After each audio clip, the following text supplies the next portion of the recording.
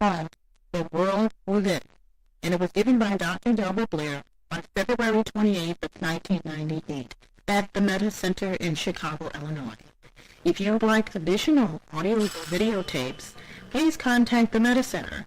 We're located at 1448 East 52nd Street, Chicago, Illinois 60615. Or feel free to call us. Our phone number is area code 773-643-5053. Sure. The world within. We'll take a look at a deep study of our planet Earth. We'll also take a big jump and begin to look inside our Earth and to see if there's an analysis for many of the things that are happening currently, that have happened in the past, that we can begin to make sense out of some things that normally have been glossed over. Most of us are hearing about spaceships and weather changes and surgical things that are now going on, implants, gene structure, gene manipulation. We're living in a time where truth is either coming back or fiction should replace truth, because what we're hearing now seems almost incredible to be true. What you're going to hear today might take that same leap with you. But most of you, I feel, in this sophisticated audience, because you are into metaphysics, you're not new at it, will probably take it with a grain of salt and do your own research, and I might even verify or again substantiate some research that you've already done yourself. To do so, though, I want to look at some basic concepts that we have about our Earth and to see if they all hold up. We're told in general that our Earth, of course, has a top, a bottom, and an equator, that we're finding out now, rather than perfectly spheroid or round like a ball, it's somewhat elongated, again, or bulging more like a donut. They say that the diameter at the equator is 7,927 miles. The polar axis, and that's the idea that the Earth is kind of shifted to the side, not straight up and down, where its top and bottom should be, or north and south poles should be, is 4,900 miles, again, at the area at the top and the bottom. The circumference is said around the Earth itself is 24,960 miles. The latitudinal lines, those that run horizontally, if you would, are what they set up to kind of gauge what is and where is something on the globe itself. If you had a plane or you were driving, they would show your latitude, and your longitudinal lines, of course, are the points that run vertically. So if you're looking at a globe or a map, you would use this more or less to tell where you were. These are fictional lines, and of course, are political boundaries. If we looked at our planet without the political boundaries and like this, we would find very interesting things. The Earth is said to be 595 billion tons. I'm not exactly sure how they arrived at that conclusion, but that's the point of area that they're giving, and the weights again. The total surface area of the Earth is said to be 196,950,000 square miles. The land surface said to be 57,510 square miles, and the water surface area again said to be 166,000 square miles. The pressure to the cubic foot, and this always amazes me because I guess we don't really feel that pressure, is said to be 344.7 pounds to the cubic foot. So I guess we have some pretty strong exoskeletons or endoskeletons, whichever you might state. The greatest height, supposedly, on our planet is Mount Everest in the Himalayas at 29,028 feet. The greatest depth, the Philippine Trench in the Pacific Ocean, some 37,982 feet. The Earth also is said to have a molten interior, with the crust, again, resting over this molten exterior, and what they call plateau shift, or continental displacements. We're said that even though the interior is molten, the land area builds up until where the water is, the many continents that extend around it more or less float on what they call plate and tektite plates. I'm sure you heard about that recently on whether Ted Koppel or somebody, Ted Koppel, where he said that there was a blue pyramid, but it was really an illusion because it was formed by two tektite plates rising up and forming a bridge. Well, understand that our continent is said to be on a tektite plate, and if it rolls up, I think either one or other of the shores would be in bad shape. But nevertheless, this is what they're saying. The Earth is said to be 5 to 6.5 billion years old. Now, that figure also gets me because 5 to 6.5 billion years old, that means that there is 1.5 billion years difference. You think 1.5 billion years might be a long time.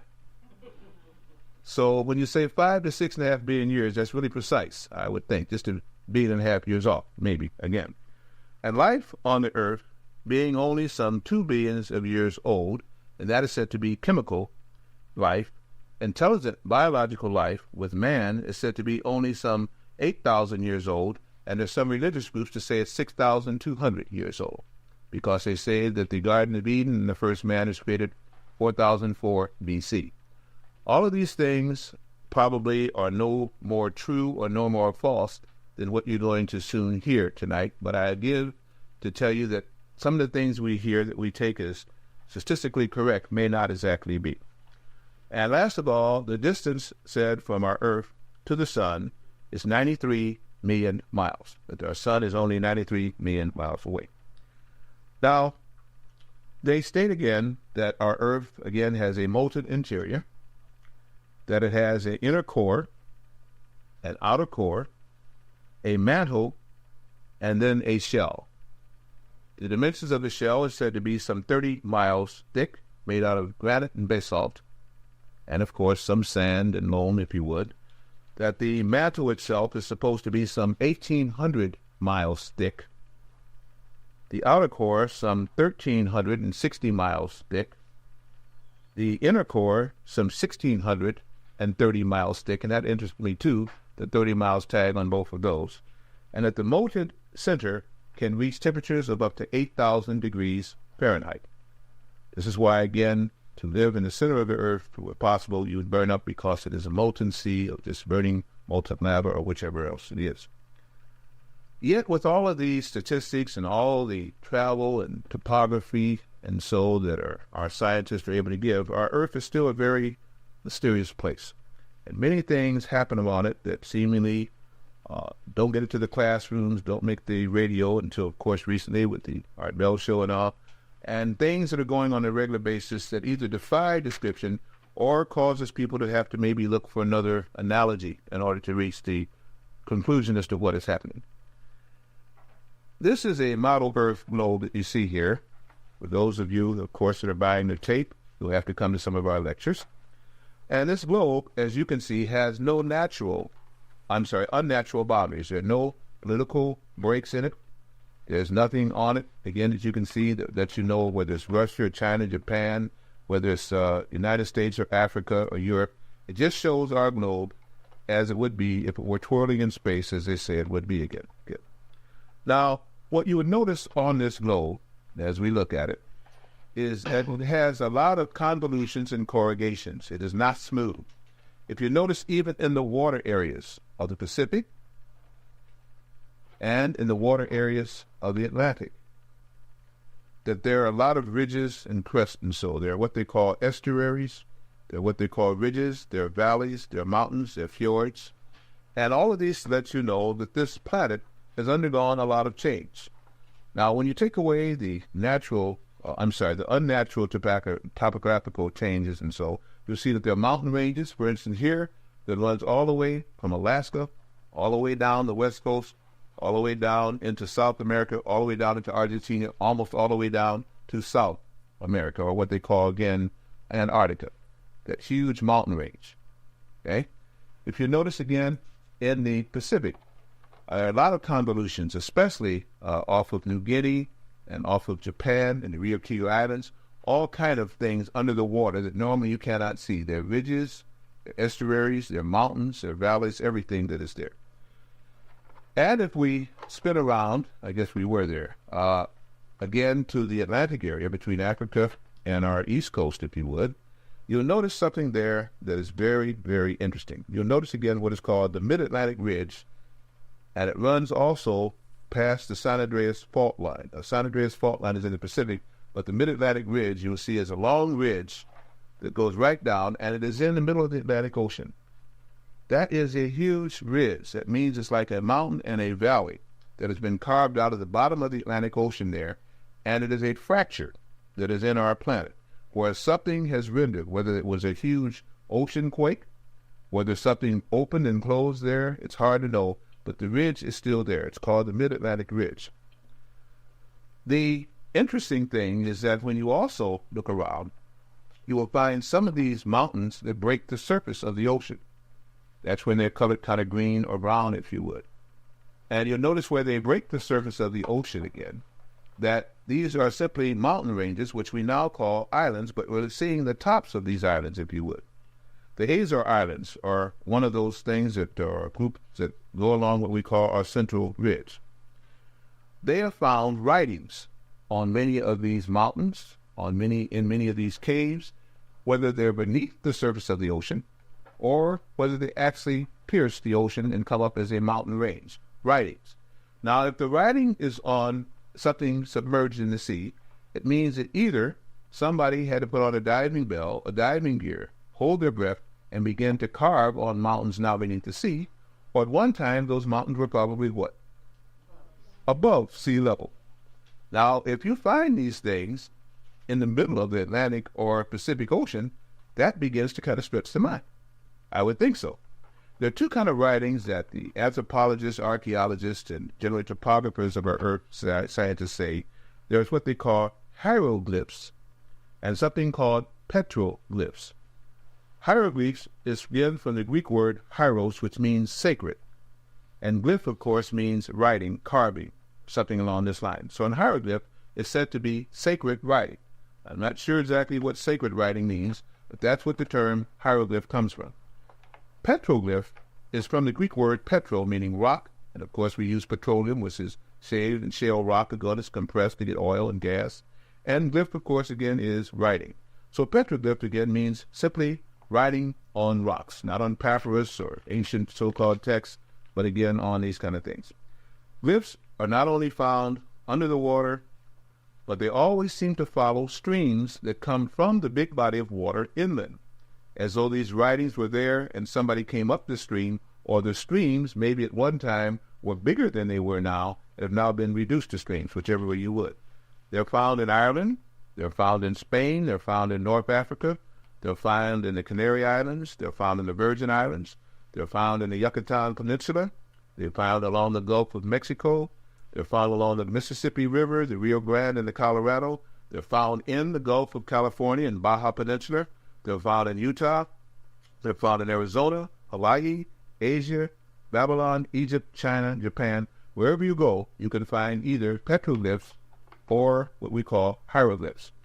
In the Grand Canyon, they have actually found in that canyon on the sides of the mountain glyphs. And most recently, and let me say also that there are some so-called Indian tribes, we now refer to them better as First Worlders or as original Americans. The ancient name for them was Guatemans and Algonquin, and one of the most ancient names you can find is Incalian, giving them their correct pronunciation for the people that they are. There have been many of them now that are going back to the bottom of the Colorado Rocky Rivers, because in the Grand Canyon they now find that there are streams that are drying up, and in fact the river that used to flow through the bottom of the Grand Canyon is beginning to disperse, it's beginning to break up. And many caves that were hidden beneath this water level are now becoming open. It is a place now where many strange things are happening, including anomalies seen at night and energy arrays that seem to be coming up out of the Grand Canyon itself that can be seen in the night sky, and a lot of activity is happening now in the Grand Canyon of our old world. What I'm simply saying is to you that even though we have come a long way with our science, and in America we're said to have one of the best educational systems around, that there is still a lot to be learned, and a lot of it is not being shared on a regular basis to the people. Because of that, we're going to take a look, not to challenge what is being said, but to possibly add to, because we feel that a lot of the scientists and topographers already know what you're going to learn tonight, but they're not releasing it to the public in general. The Earth has many different things, but in beginning to do studies, they find in the zoologists and the biologists, they refer to, again, animal life and how far and frequent that animal life can be, and they date it, and they have what they then call a term biological life. There are very interesting creatures on our Earth. The camel, which is said to be a very African fauna, Yet the fossil remains of the camel can be found not only in Africa, but in India, in South America, and in our own state of Kansas, which one of the members mentioned today that he had recently went to. They have found fossil remains of the camel, yet they say that it originates only in Africa. What was it doing over here? And if the fossil remains start showing more than 2,000 or 3,000 years ago as being fossilized, how did they get here, and why is it only in one state, Kansas? The horse, which everybody takes for granted again, said to have originated in the Western Hemisphere, yet fossilized remains of a horse can be found in fossil beds in Nebraska, in the Bear Tar Pits, and also found in Asia and throughout Europe, the same type of a horse that we see now. Cattle and sheep are said to be domesticated only and can't live without living in herds nowadays, and yet sheep and so were found in Europe. Carvings of sheep were found in the caves throughout Europe and in the Stone Age, and huge buffalo herds that now roam America were said to have roamed South Central Asia. Buffalo herds, now said to have originated only in the Americas. The cave lion that's found in the southwest of America can also be found in Europe. Yet we found, again, no way that these so-called matings of this animal can take place against whole, huge bodies of water. When we begin to look at some of the flora, if you would, there's the banana, which everybody takes for granted. It's found in Mexico, Brazil, the Hawaiian Islands, and Florida, and most of Central America, including the West Indies. Yet it is a native of said to be tropical Asia and tropical Africa. The banana is generally seedless, cannot be reproduced by cuttings, and it has no tuber or root other than that which is on the tree, but not from the fruit itself, which means, again, how do you do something like that? How does the seed spread unless you're leading to cultivation, unless someone takes it, plants it someplace else other than where it indigently is found? They have found banana supposedly covered with ice, which means that it predated the Ice Age, and at this time, America was not supposed to be tropical. How is it there? Why is it there? Everybody takes wheat, for example, as for granted. Everybody has wheat cakes and wheat bread and so on like this. Wheat has never existed seemingly in a wild state, nor is there any real evidence to trace its descent for what is called previous fossil species. Wheat is found in Europe in 5 different varieties. Somebody had to work with that wheat to give 5 different varieties of it. It's been cultivated during the so-called pre-Sumerian age, and if you read Zechariah Sitchin's book, the pre-Sumerian age means in Mesopotamia, Mesopotamia 1, where they had wheat. And during this time, of course, you had what was called an ice age. How could wheat have still existed during this particular time? And in 5 different kinds of grains, if you would. It's as though, again, somebody had made these grains up, 5 different varieties, and placed them in various areas over our planet, or at least that's one of the ways of looking at it.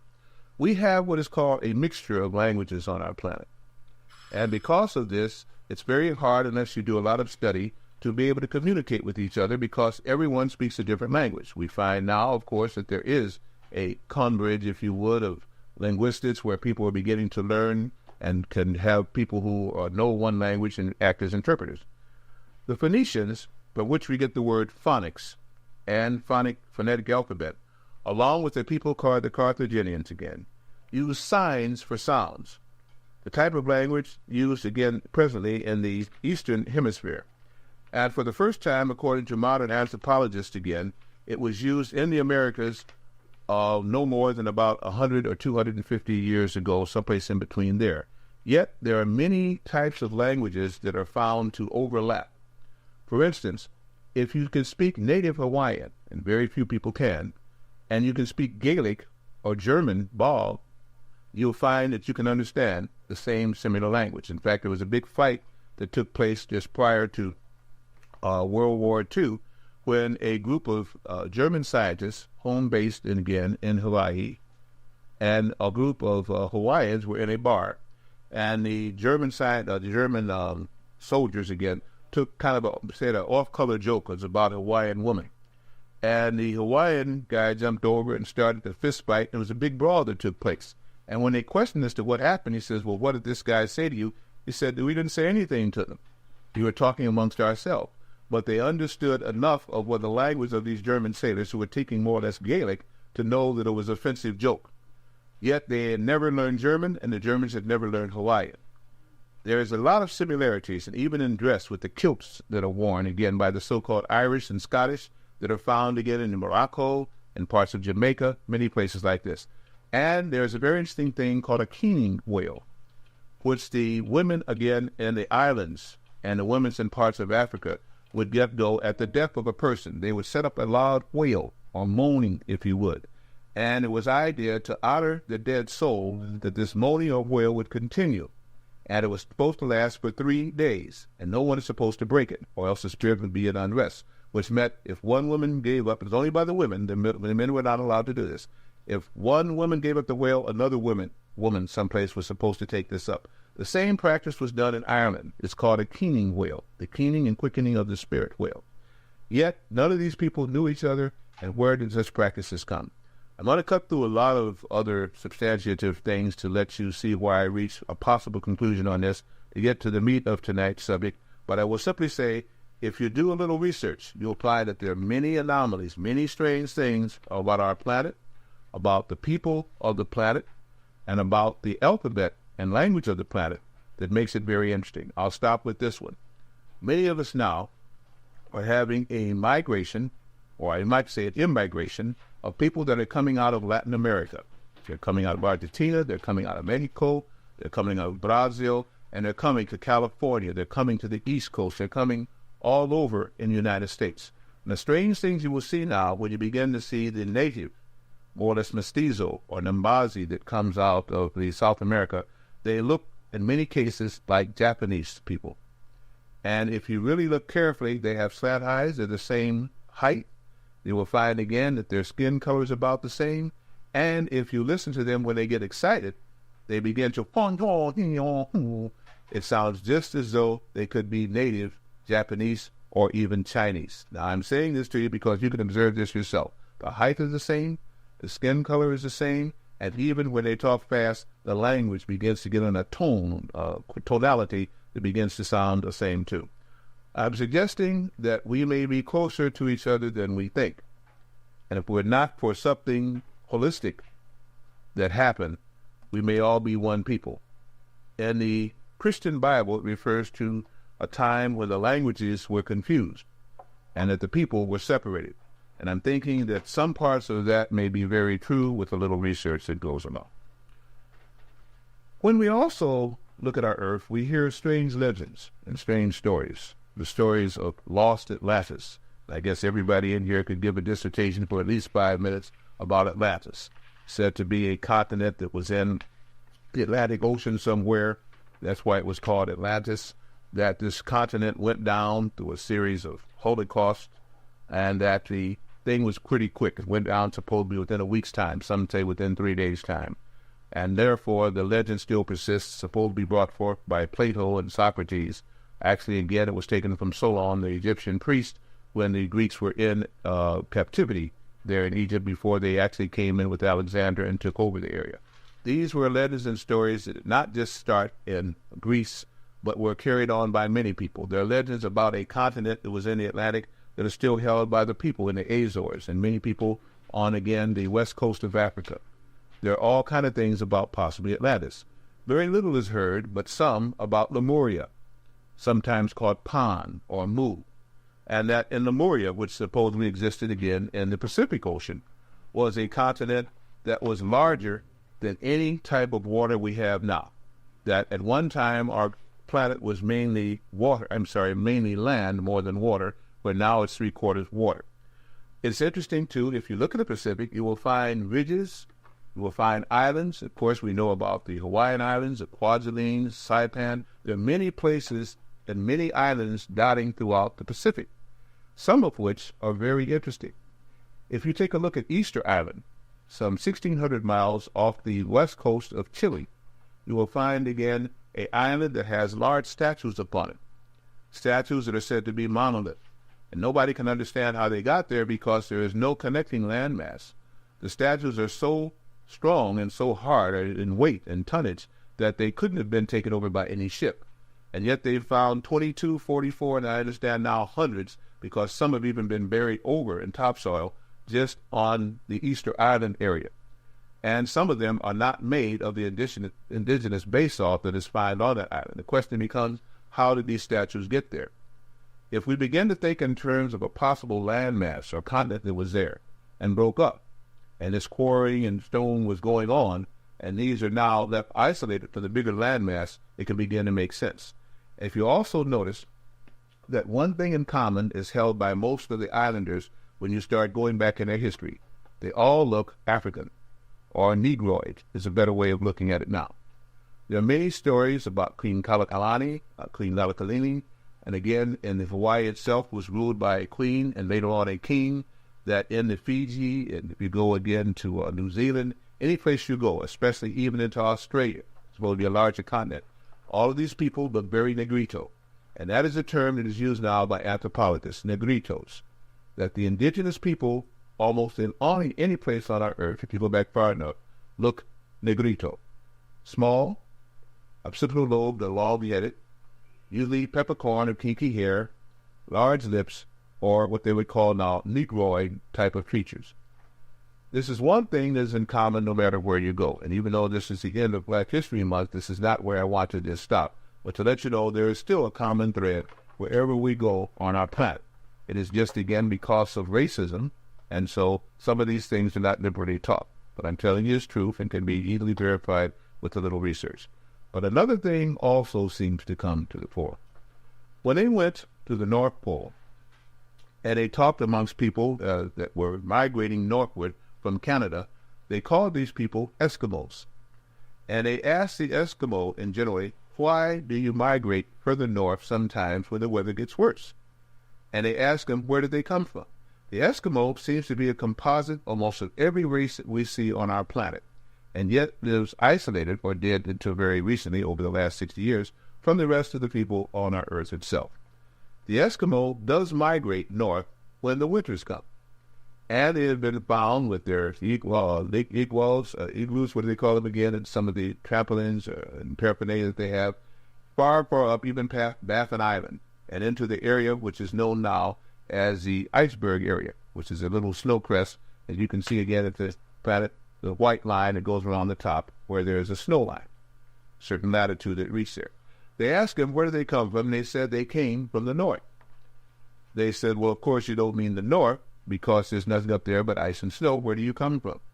And they say that their ancestors came from there.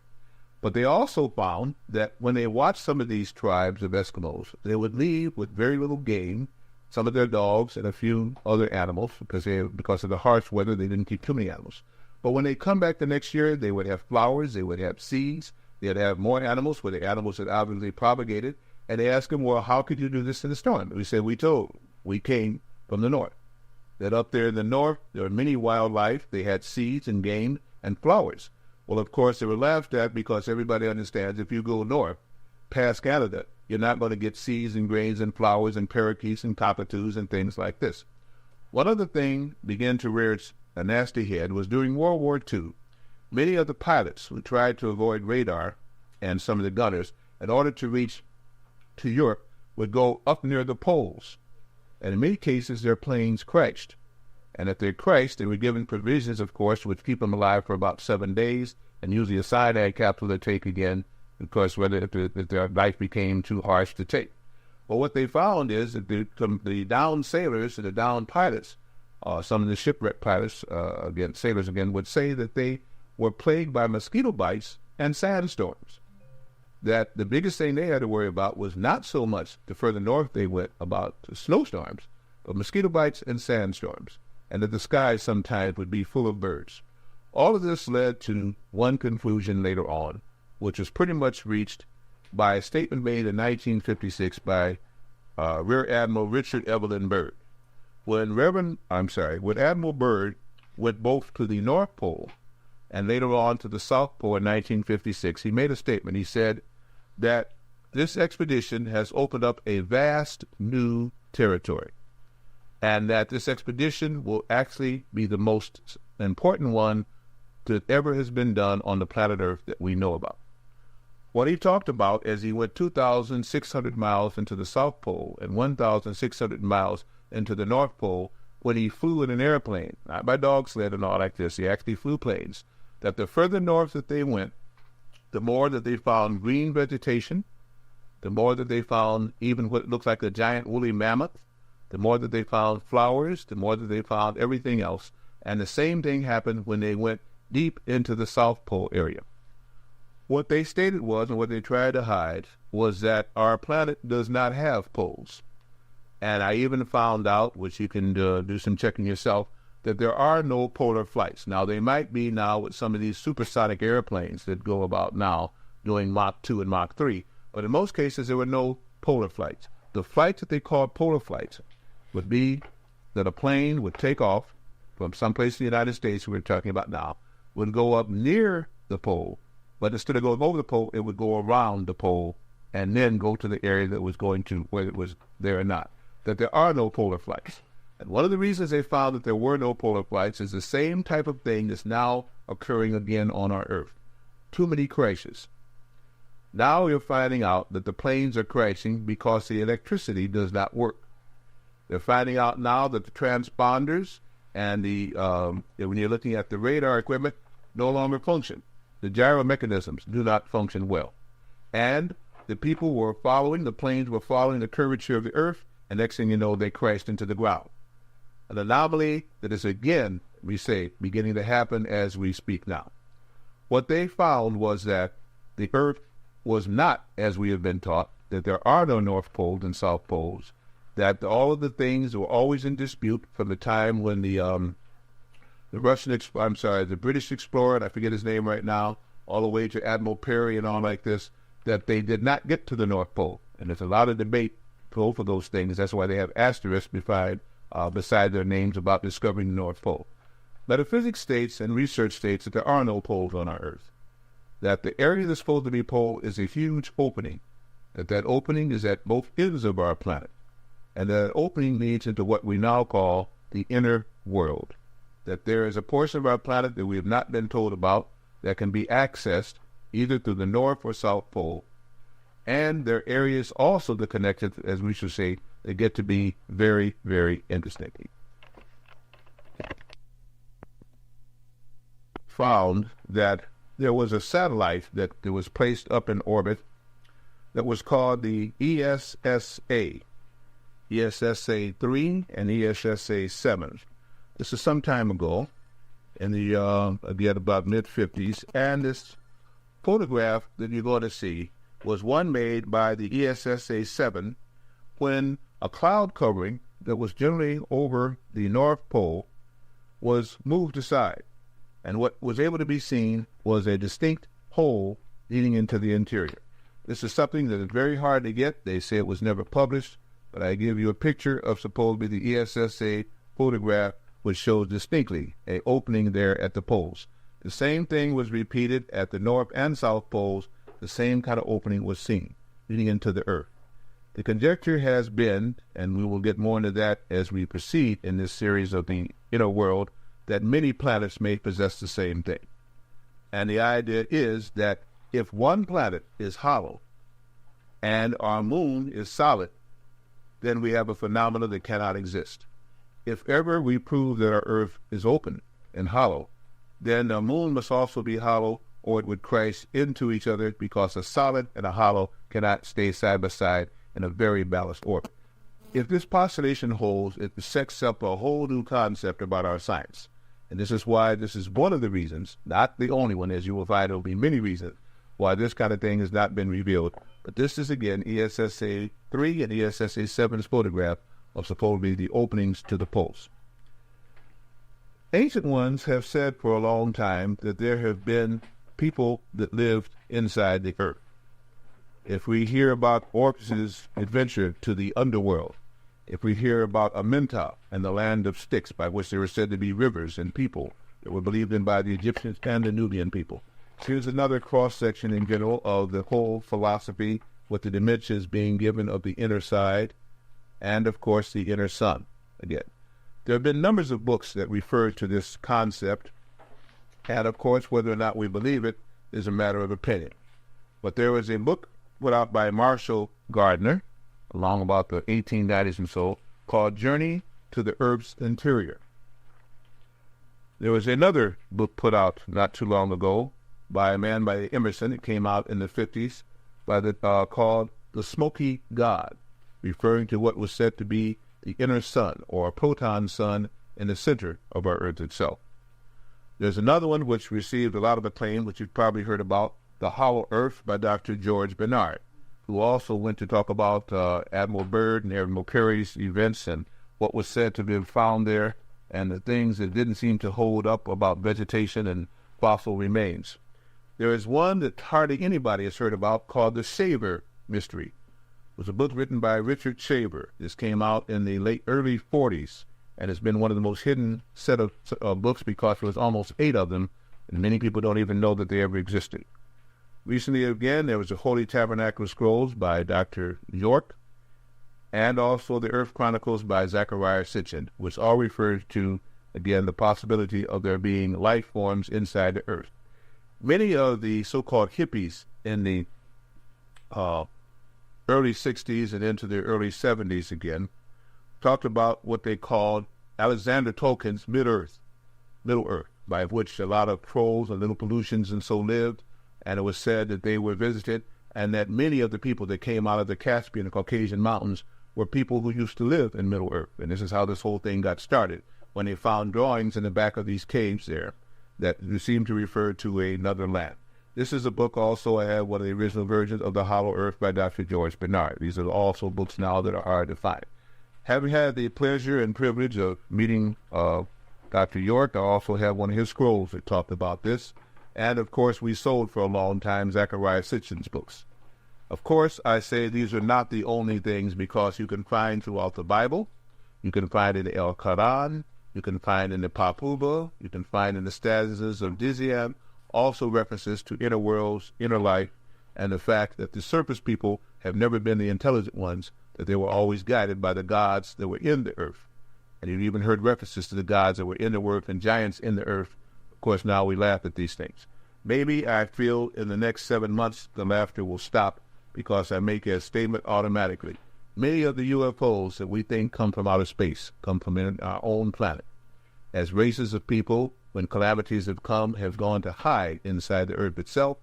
And one of the biggest battles being fought now is for possession for some of the biggest cities, by which there is air conditioning, by which there is a pollution vaporizer, by which there is wonderful mechanisms, and the battle is still being fought 30 miles down.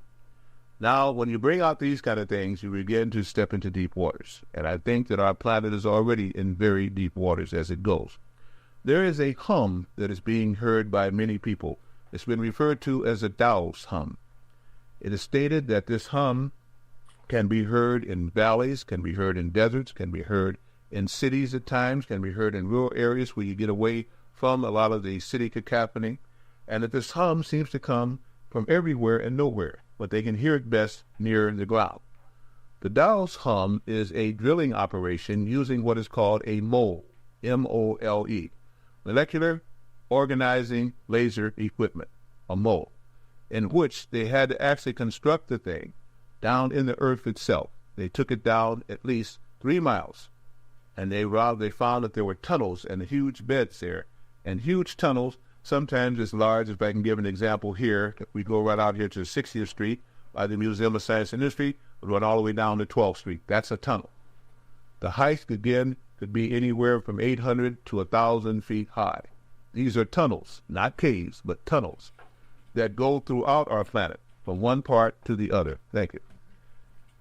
These tunnels are also now being augmented. Do not let them fool you when they begin to finally reveal this. They are not being built by this molecular organizing laser equipment, or called mole. They are simply being tunneled out further, or using existing tunnels to make more. This activity is going on, especially when Russia started to dig one of them to reach again by going through what they always talked about was the Bering Straits, by which they stated many migration patterns took place. I doubt that seriously. But they were digging an area to go undergo Alaska, going underneath the oceans there.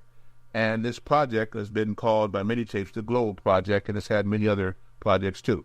There is a lot of activity going on underneath our surface. I state that some of it is being done by the United States government, some of it is being done by the Russian government, although Russia is now said to not exist as a state. And some of it is being done by people who they don't know who they are.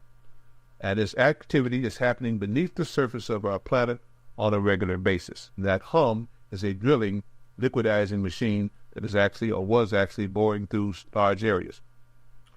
It is possible now to go from one continent to another without going in the air or taking a ship, by going underground, using the ancient tunnels and whole areas that are now considered to be caves. If we take the same scenario or concept and follow it again, the idea seems to be that our Earth not only has a hollow, but it has a series of interconnecting tunnels leading down to what is called the actual center of the Earth itself. On the board, I'm going to show you a large example of what we're talking about. If the Earth has an opening, that opening goes down to the North Pole to the South Pole, and again exits at both the poles, which we are saying now, for the point of this concept, does not exist. That our Earth actually breathes from north to south, and that an emitter is the soul of Earth, or what you would call the proton sun, giving off energy that is vented through the north and south poles, which is sometimes referred to as the aurora borealis. That when you go far enough, trying to go over the poles, if you follow the land curvature, you'll wind up going inside, and you follow the land curvature until you exit the other side. But the only thing is, when you're doing that flight, you're going to see things that look a little differently, and the sun will seem to change polarity and brightness. Because when we're looking at the huge sun rays outside, you'll suddenly begin to pick up what they call the smoky god, a kind of a smoky and cloud surrounded, because there's a lot of moisture there, sun that looks different from the other sun, and seems to be what they call the land of the midday sun, or the noonday sun. This is why if you go further enough north or south, you'll seem to go into a time when the sun has existed for almost 9 months. In many cases, if you stay static there or you're moving, it might take you that long to go through the interior to exit at the other port. If you're living inside the curvature, as some of these landmasses do, then you'll be seeing a different sun, and if you back up a little bit, you'll begin to see the sun go away. What is called woolly monoliths and so-called saber-toothed tigers and many things supposedly exist inside the Earth itself. And from time to time, they're flash frozen. By swimming in the waters, either from natural predators or none, they'll get washed away into the North Pole area, and then the water begins to freeze. One of the things that they found, and there's a checklist, is that icebergs are always composed of fresh water. One of the questions that has always plagued scientists is how can icebergs be made of fresh water and found in saltwater oceans, and encased in them sometimes mammoths that supposedly ceased to exist a long time ago, but they now have green vegetation in their mouth. And they say, well, they must have been flash frozen, which is proof of a galactic terminal or some kind of a holocaust at which ice and a flash flood froze everything. I state that that is not the case, that they still exist, and that from time to time they get on these little cakes of ice because they wander too far, it breaks loose, and then as it gets into the colder areas which exist here, rather than at the poles, they're frozen, and therefore they're now seemingly partly intact. Of course, they died from suffocation, but the green vegetation that they were eating that could be found inside the Earth is still there. The second phenomena is that Earth is said to be honeycombed with both mountains, mountain ranges, islands, and caves. If you're a speleologist or any type of a person who likes to go into caves, you will understand that there are caves all over our planet. And the Earth is said for this segment to be divided into 6 sections, or 6 levels, if you will, leading down to the hollow itself. Each of these levels affords more space when you take and combine than you have totally to live on the surface. Why? Because there's 6 levels with that same type of surface area, each one becoming more concentric as we get near the end of it.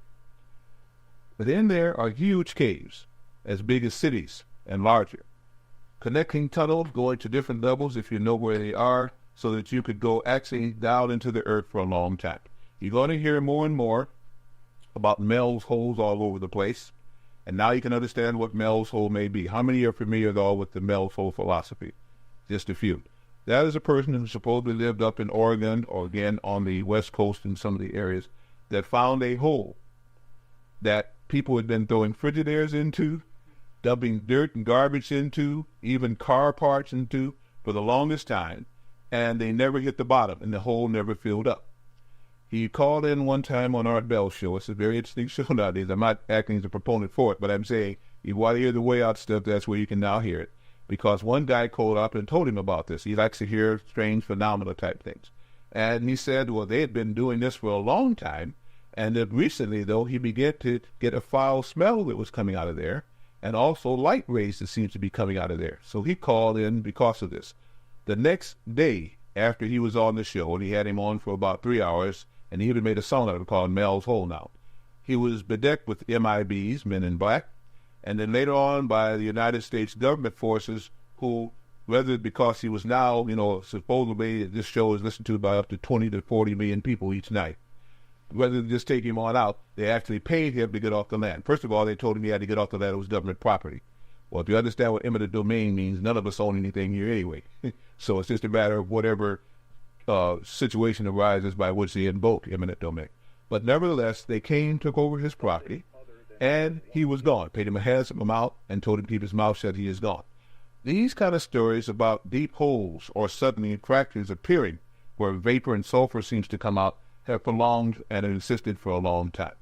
If you take this kind of a concept, then you can begin to see that there could be many Mel's holes. And when you begin to hear about the legends of creatures inside the earth, it doesn't necessarily mean that they're inside the earth at a hollow, even if this is a phenomenon. It means that they can be living on any of these levels. Now, two things stop you from believing that. We've been told that when you go into the earth, it gets hotter and hotter. That is molten lava. This is what volcanoes all are. Understand that any mountain range you see was once a volcano. One of the biggest ones, of course, we have, right out here at the West Coast when you fly right over the Rocky Mountains. That is this long range that we showed you here. And when you look again at this, you can see, again, it extends all the way from almost up here at the pole, all the way down. Now, this was caused by a fracture. I make you another.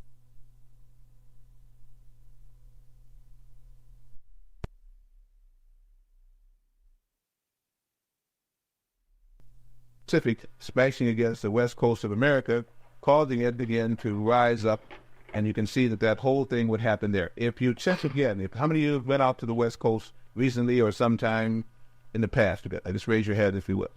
Okay. Interesting thing, if you flew out there, if you went out there by rail or by car, you notice again you have to cross the Rockies, and you find the elevation going up and coming down. That's very interesting. If you flew out there, you actually have to cross this huge desert area, and then you get to see this mountain range. Once you cross it, things change. Not only is the vibration out there different, they laugh about the West Coasters, but trees got bigger, they got more tropical, you had fruits and things that you still can remember if you're into produce, and many of you know are vegetarians in there. Your best produce used to come from California. It was sweeter, bigger, seemed to be more fulfilling, had more nutrients, amino acids, vitamins, and everything else within it. Well, that is because, according to the metaphysical teachings and research, because that was not part of Algonquin, which is the old name for what we call now America. That was part of Lemuria, that huge continent that broke up here in the South Pacific, crashed against part of it, causing this ridge as it engrafted itself with the Algonquin continent. Therefore, the United States is composed of many different types of things, if you would, different not only of creatures, but of land masses. And the Rocky Mountains west looks much different from the Rocky Mountains east. Just as we went to the Alleghenies, things changed there too. In the area that we now call Pennsylvania, and the area of Ohio, there is a peat moss fire that has never been put out. They cannot put it out. And this is why you will find most things over there very desolate. And except for the Blue Ridge Mountains and so, you will find in the Black Hills, you will find almost everything is very desolate. This is why you can get a lot of petroleum and oil fields there. But underneath is still a fire that they cannot put out, because underneath the area of Pennsylvania, there is a whole tunnel, or shall we say a whole continent full of moss, peat moss. And that peat moss is constantly burning. That's why the area there is always very warm, and that's why when they begin to drill oil wells in there, they can hit the petroleum beds. Because they hit a petroleum bed there does not necessarily mean that all around on that latitude around our planet, there are petroleum beds. Some of these cases, along with this philosophy, there are whole areas there of caves and even temperatures. Most temperatures at the cave is what, 60 degrees? 62.7 or something. Most mean temperatures of caves is the same. By the way, it is now a felony. Now, I don't remember when that went through Congress, but somebody passed it, to go into a cave alone. Did you understand that? To be found in a cave now is a felony. Now, I never knew that because when you go to Mammoth Cave, Lookout Mountain, you go to all these places, of course, you go on these tours. But now somebody passed a law about going into caves. It's been stated that in Chicago, right here alone, we're underneath at this very area we are, landfill. If you remember about the World's Fair Exposition, where they built the Museum of Science and Industry over there, that this area, from at least the Bed Lake as it wraps around going into Indiana, all the way down to near Wisconsin, many cases is landfill. They wanted to get closer to the water area, so they filled it in. The cave, in many cases, extended out to Halsted and in some places Ashland Avenue, as it was peninsulas in this area. What is also interesting about it, if you get one of the topographical maps, and I don't know if you can still get it, and this is one of the reasons, too, as I ramble a little bit, when they had the flood here in Chicago, they were very worried downtown because there is a whole tunnel that leads all the way out underneath the lake. And if you saw the movie Relic, it even pointed that out to you. If you remember again, when they had that flood, they were worried about certain things happening because that water could have gone all the way over to Ashland Avenue and in many cases made the ground there very saturated. And with the floods we're getting, that might be one of the things that they're using as an excuse to hide that fact. This whole area has a huge underground tunnel areas. Interesting enough, too, as we speak just about Chicago, there are two churches, one at, I will name them, one at 64th and Kenwood, the other there at Woodlawn at 63rd, that actually have tunnel entrances that match with those tunnels down there. They have openings beneath them. And many things have been said to have occurred strange in those two churches there, too. There are two different denominations, but if you go by there, you'll still see them. This is a strange area, as we find most of our planet when we are not told about the subterranean areas, the subterranean tunnels, and the subterranean caves. Now, we're going to take a huge leap. The leap we now take is, if these places exist, why is it that people don't live there? Or why is it, again, if they have this mean temperature, and some way or another they can have air, some way or another things can, wildlife or life can be there, why aren't they well known, and why aren't they occupied? The story is that they are occupied. That there is a life form and have been life forms on our planet that we have not been told about. And that as we feel that there have been ages that came when the dinosaurs left and the time for the woolly mammoth is gone and the multi-tusked elephant, that these creatures still do live there, because it's said that near the center of our earth is a tropical paradise. It has had many names, and there have been many legends. I'm going to go over some of the names and legends, and many of you will recognize them. Some of you may recognize all of them. Some of you will recognize none of them, but I'll go into it again. It's called the Greek Olympus. In the Vedic, it's called Mount Meru or Hermaldry. In Scandinavia, it's been called the Hedus or Esar. The Egyptians referred to the area as Amente, the city of seven petals of Vishnu, the Buddhists and the Brahmins believe in. The city of the seven kings of Eden, believed in by some Christians and some Jewish people. The Eden of the Hebrew and later Jewish people, again, was the same seven petals or seven kings kingdom. The Tibetans and the Mohammedans, again, believe in Shambhala, or the city Sham of Allah. The Persians, Alberti, or Aryana. The Hebrew, Canaan, and the land of Canaan. The Mexican, Tula, or the Tolans and the Tolanites. The Aztecs, Maya, and Mayapan. The Spanish, El Dorado, the city of gold. The Aborigines, Manoa, and the place of manna that flew from the heavens.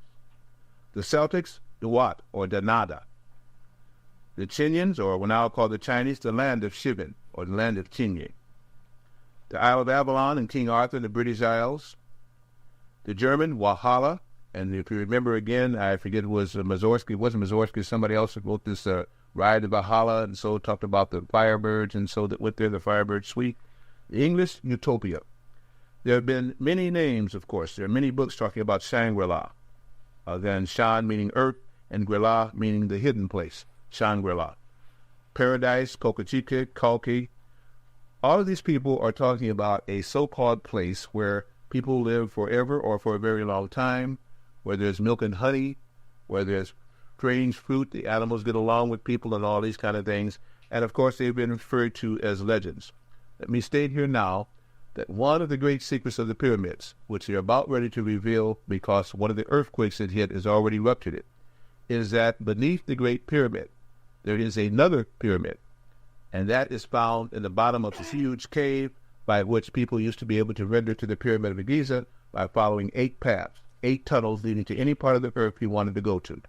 And when they had their meetings, the people would not travel on the surface. They would come up through these caves, and some of the openings, of course, are still there. Another thing you must now understand is that the Sphinx was built long before the pyramid.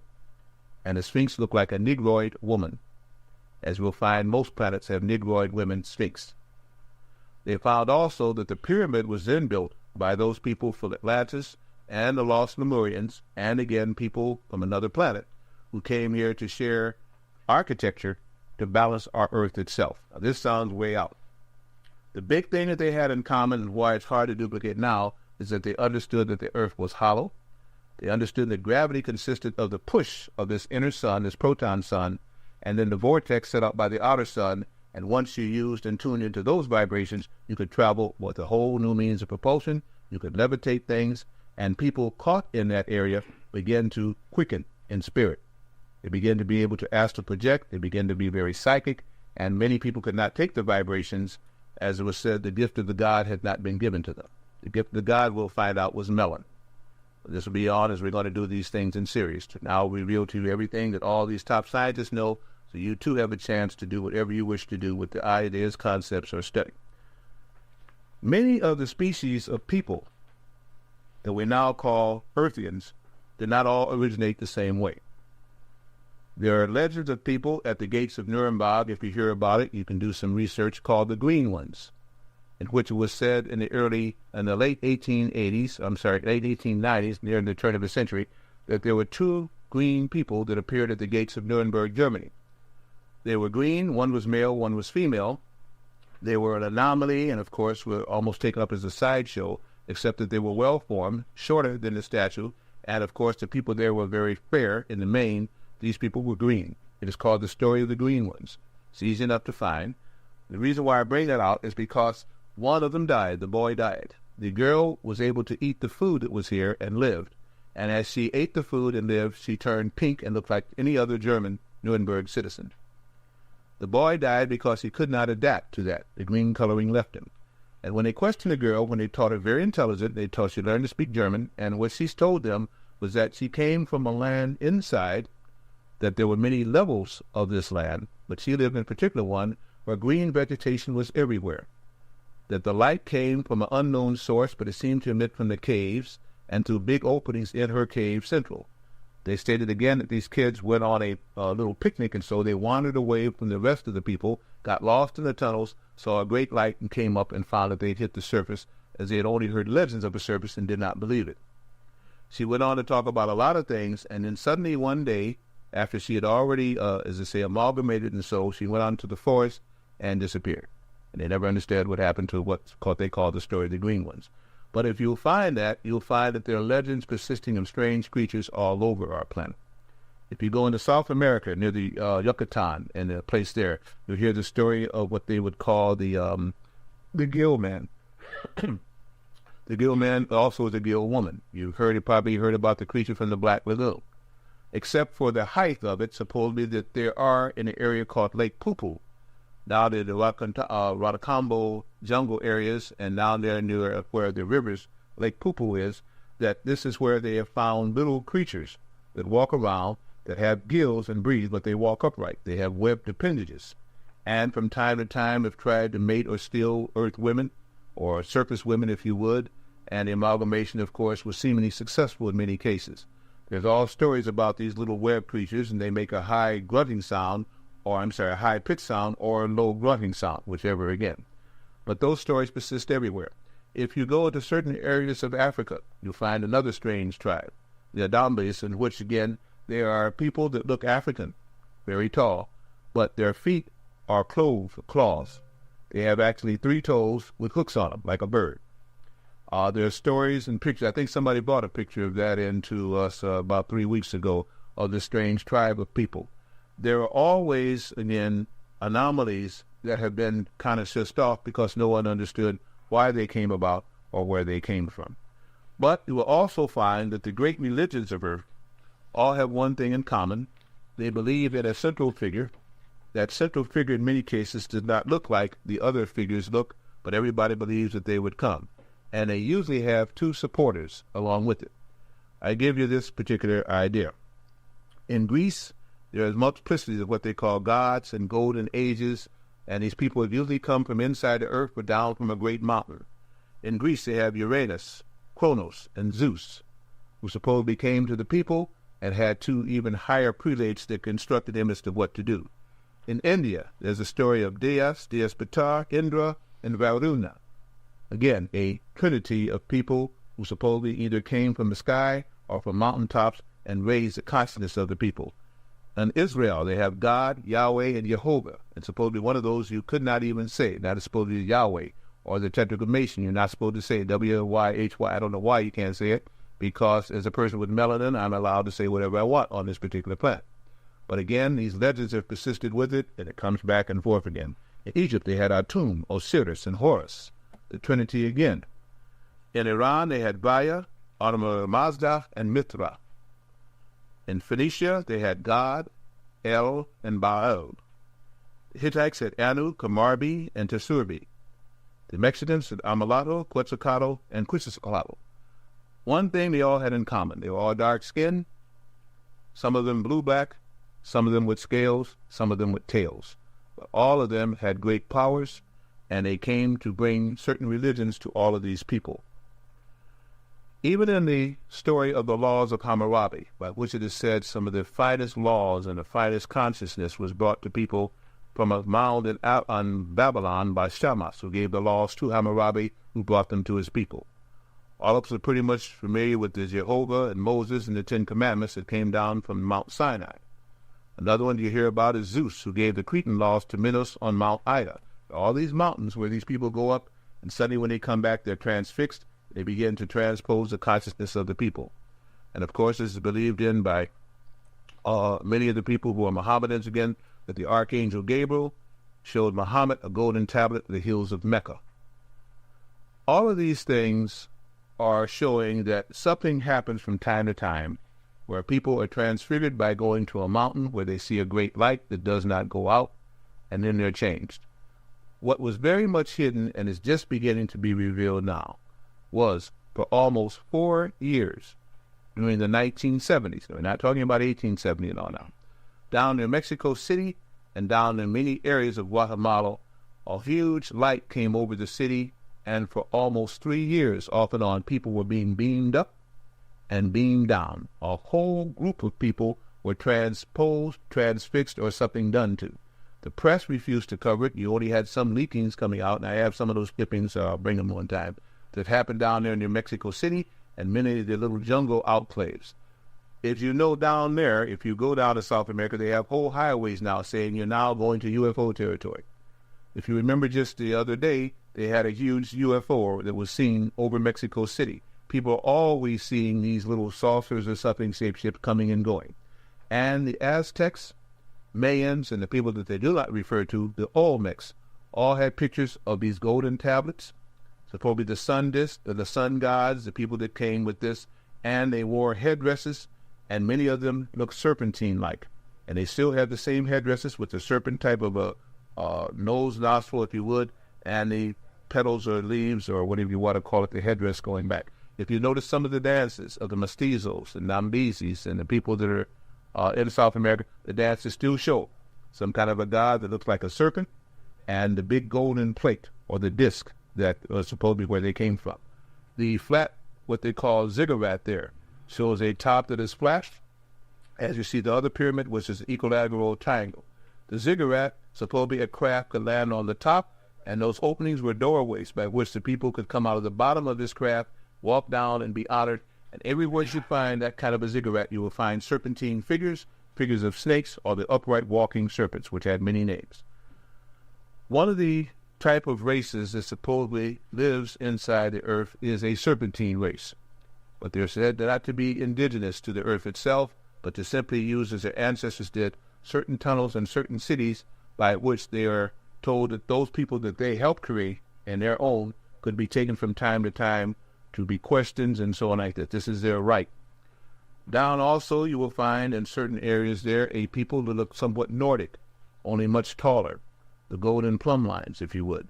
You'll find also Negritos and people who look almost like Olmecian, and if you're not sure about the Olmecs, go back and do some Black history study about how the Olmecs look. And in many cases, when you're hearing about Mayans and Aztecs, especially the ancient Aztecs and the Mayans, they're really Olmecian people who had an understanding that came to this planet from another place and understood again their own. Earth people on the surface are an experiment. Earth people on the surface are already a mixture of many things. But the one thing that they gave to the true surface man was the ability, when the golden age would again resume, to be able to exist and live through it. They gave the gift of the gods melanin. And melanin is an adaptogen. That's why they cannot break it down yet. They don't know how to make it. They cannot reproduce it. They can only utilize it in this form and help to enhance it. It was a gift given to those prototypes put on the surface to be able to go anywhere on the planet, to be able to communicate telepathically with their creators, and be able again to adapt to whatever happened. Other surface people was reported again engrafted mixtures, and they're doing the same thing again, because the Atlanteans that were good escaped, in many cases, saved their lives by going inside. The Lemurians, who were warned about it, went both to the moon and also inside our own Earth, and created whole cultures and civilizations in which they still exist. They have contacted usually those that look like them. From time to time, they will send emissaries up to communicate to the people who they feel have been able to genetically operate on a higher frequency and can take the strain. Many people are properties, and they've already been stamped. That's what we call birthmarks. Sometimes you see same stamping, interesting stampings on the body, and you'll find that the same stampings will be on an Asiatic, will be on an African, will be on a Caucasian. And yet they are different races, genetics, and have different dialects. It's because their skin was already stamped and certain souls were put into them. One of the things that is happening now is as our sun changes frequency, our inner sun is also changing frequency. It is changing to a point where people who cannot raise vibrations will no longer be able to stay on the surface, and they must go home. They must go to those who first propagated them, and they must then be altered, or else they'll have to be taken off the planet, or they'll have to come out of their bodies. This is why death is much different than what we've been told, and many people will experience death because those souls cannot go into the new age. One of the blessings and choices given is people who have been given the gift of the gods. It means again that you're an old soul, and you have that privilege. That gift of the gods is again melanin. If you can honor that melanin, you not only can go into the inner worlds, but you can go on the surface wherever you want, as long as you don't alter the structure of the melanin or the sites, which we call cells, or the glands and organs that can take that melanin in, because it automatically will raise frequency and will match whatever frequency is coming from the inner sun as well as the outer sun. Gravity, of course, is a product of the inner sun pushing against what is called the vortex field of the outer sun, and once you can understand that and build plates, again, that can hold this energy, anti-gravity machines will fill the air as they are. The reason why there is more energy in the earth than you can ever get from the sun or from petroleum is because the energy is being pushed out constantly through the breath holes of our earth, the North Pole and the South Pole, and constantly streaming around in the energy field. One other thing which I want to state here now and make it very clear. What you're not taught in general is vortex and vortexia. And without that kind of a phenomena, which you can take or leave, but at least I'll explain it to you, you cannot explain gravity, you cannot explain the storms that are coming, or most other things that are happening on our planet. And that concept is simply this. Well, I don't see the eraser. Someone? Oh, thank you. Thanks a lot. That concept is simply this. that what we call gravity and storms and so on like this is a principle by which most planets and systems are built. It is called a vortex field, or Vortexia.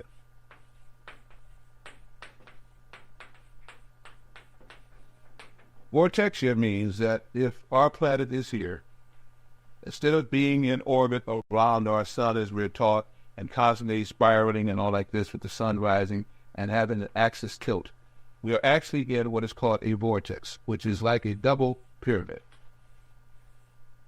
But it is not shaped precisely like an equilateral triangle pyramid. It is more curved, like a flame. And our planet is within it.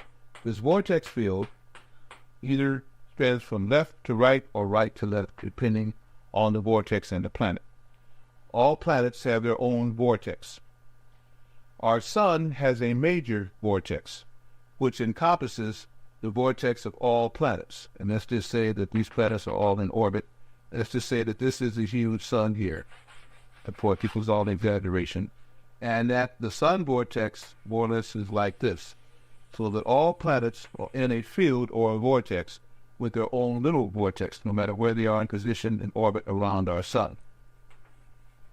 These vortex fields stabilize the inner sun of planets with the outer area of affectation, the area again by which they are influenced. And the sun has a huge vortex, which now when they cross has been called ley lines or magnetic field grids. These things create what is called gravity, and it's very easy once you understand how to produce your own little vortex around something to then be pushed away by one sun from a planet, caught up in the gravitational field of another one, pulled to it. The whole idea is not how to travel. The point is how to, again, get in the frequency, because each planet has a different frequency. Our planet is changing frequency at its poles, so therefore you're going to see a thought of a lot of aurora borealis. You're going to hear more and more sightings of things coming out of the Earth, because one of the things that they do, if there is intelligent life, is not to contact the surface people, who they realize are simply, what can I say, creations. They contact the real intelligent life in Shambhala, Agartha, or in the inner Earth. That's why they're usually seen at certain latitudes, and they're always making their way to either a cave entrance, if it's big enough, under the ocean where they can hide, or going down. And there are craft called Brahmanas that are used by the people inside the Earth, and sometimes called Vedlas, used by people that are on the orbiting satellite, which we call our moon. All planets that have moons have all automatically intelligent life, because they were put up to stabilize that kind of life. And I'll end with this one. Many of the people that make contact here are from Mars. And they're from Mars because there's a large contingent of Martians that live inside of our Earth and have always had intercourse, if you might as well say, with certain people here. Once they reach certain vibration, they were taken away to what is called Master of Mars. The reasons why now they have found the pyramid in Mars is because it was shown to them finally that the same people that are here are on Mars also. When they found black people on Mars, they wanted to stop the whole show. When they found the black woman was progenitor of the original life on Earth as well as Mars, they couldn't handle it, and this is why you're now seeing the Martian probes, and why they don't want to take a close-up view of the Martian Sphinx, because it is a Sphinx of a black woman, and it looks that way, just as the Sphinx out in Giza was too. They're having to now fight a battle for who will control the first three levels of the underworld, which has been cleared out as a way to hide if these fields of energy become too intense, and they do start dropping out bombs and chemical weapons. Nothing chemical can stay the same once it crosses the poles, because they have one of the best air cleaners around. So even if the energy is there, if you go near the poles, you can survive, simply because it's cleaning there. But the vibrations of the planet will change there first, which means to go there now is to commit suicide, because the vibrations would kill you. You'd have either a heart attack, the blood would congeal, or so on like this. So we're at a point now of mutating once again. As far as I want to take this one tonight, I think I've covered enough territory to create a lot of concentration and questions. I only say this: there's no truth till you decide what truth is, and this one is no more than the fairy tales that you've been told in school for a long time about our planet Earth. I thank you very much, and give me some applause if you will.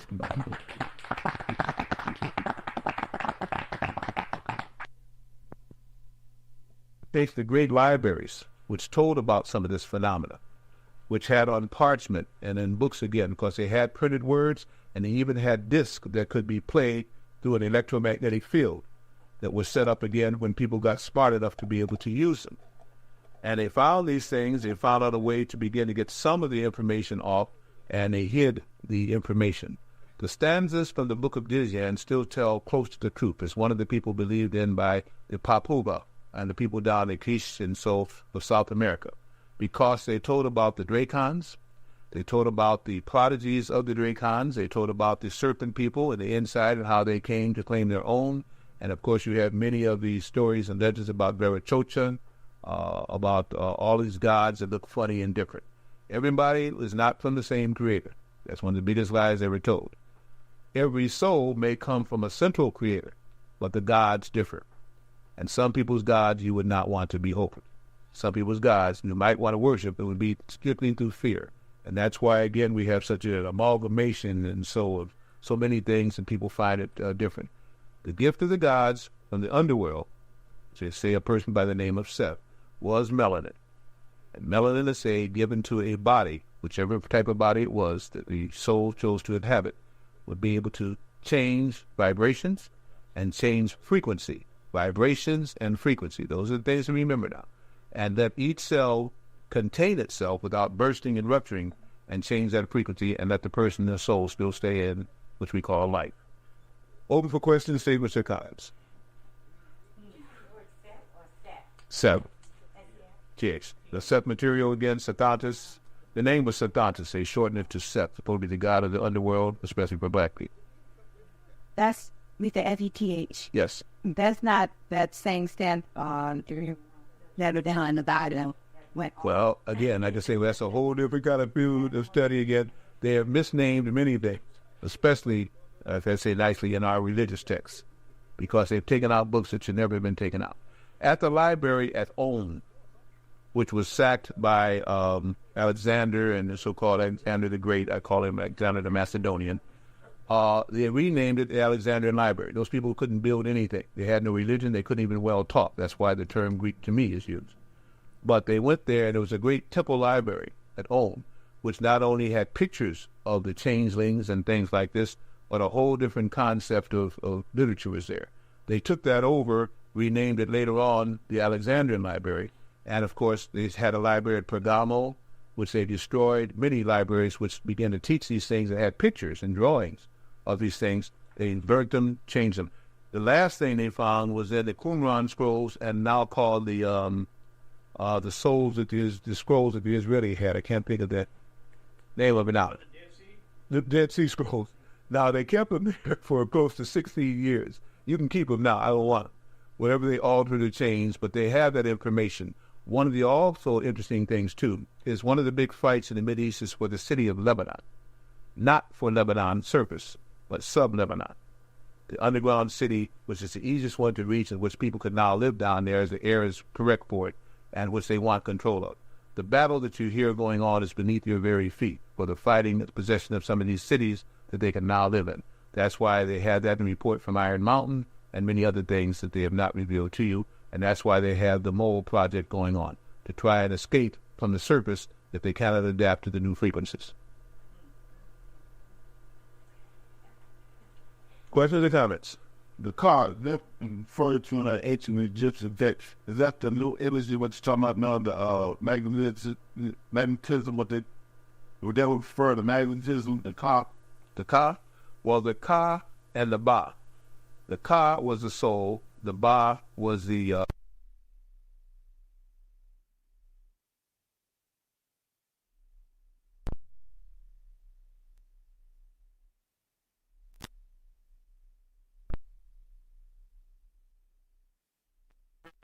took out again the best sections to tie it together. All they left was a memory of the tree of life, the ziggurat, which again, of course, they took out the best things to confuse.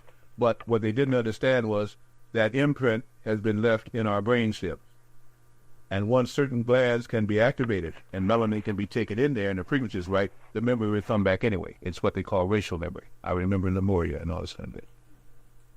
Yeah. You commented as long as we don't alter the melanin, what are the ways that people can alter, accidentally, I know we had talked about drugs and things like alcohol can cause disruption on melanin.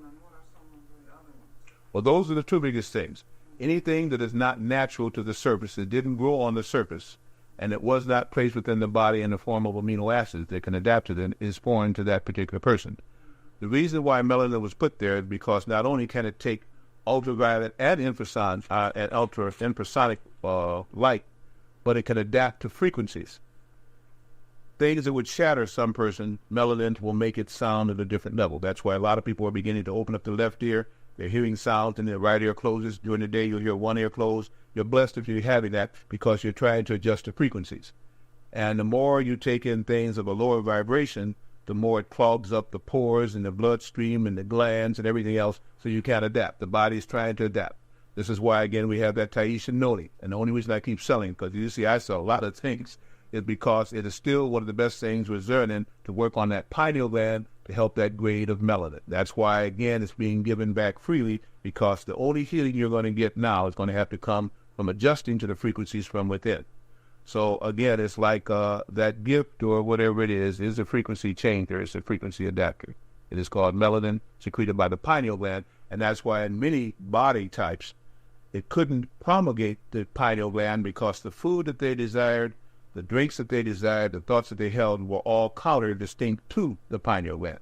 So even though they were given one in the body, their soul was of a vibration. They ate, wanted, and desired things that would be, death to that body. The pineal gland is why it was called atrophied in many cases. It's now becoming large in some races and in some people as you take in the food of the gods. The food of the gods, of course, is essences and energies more than substances and animals. You suggest in your own research, we have, bibliography, books that perhaps we could start out. Yeah, I passed out a flyer. I'm very open nowadays because we don't have a lot of time. On that flyer you see, I listed them. Did you get the flyer, The World Within? If not, I think we have some extra copies. Mark, do we have any more? Yeah. Well, I listed some books there. I add another one that's not on there, and that is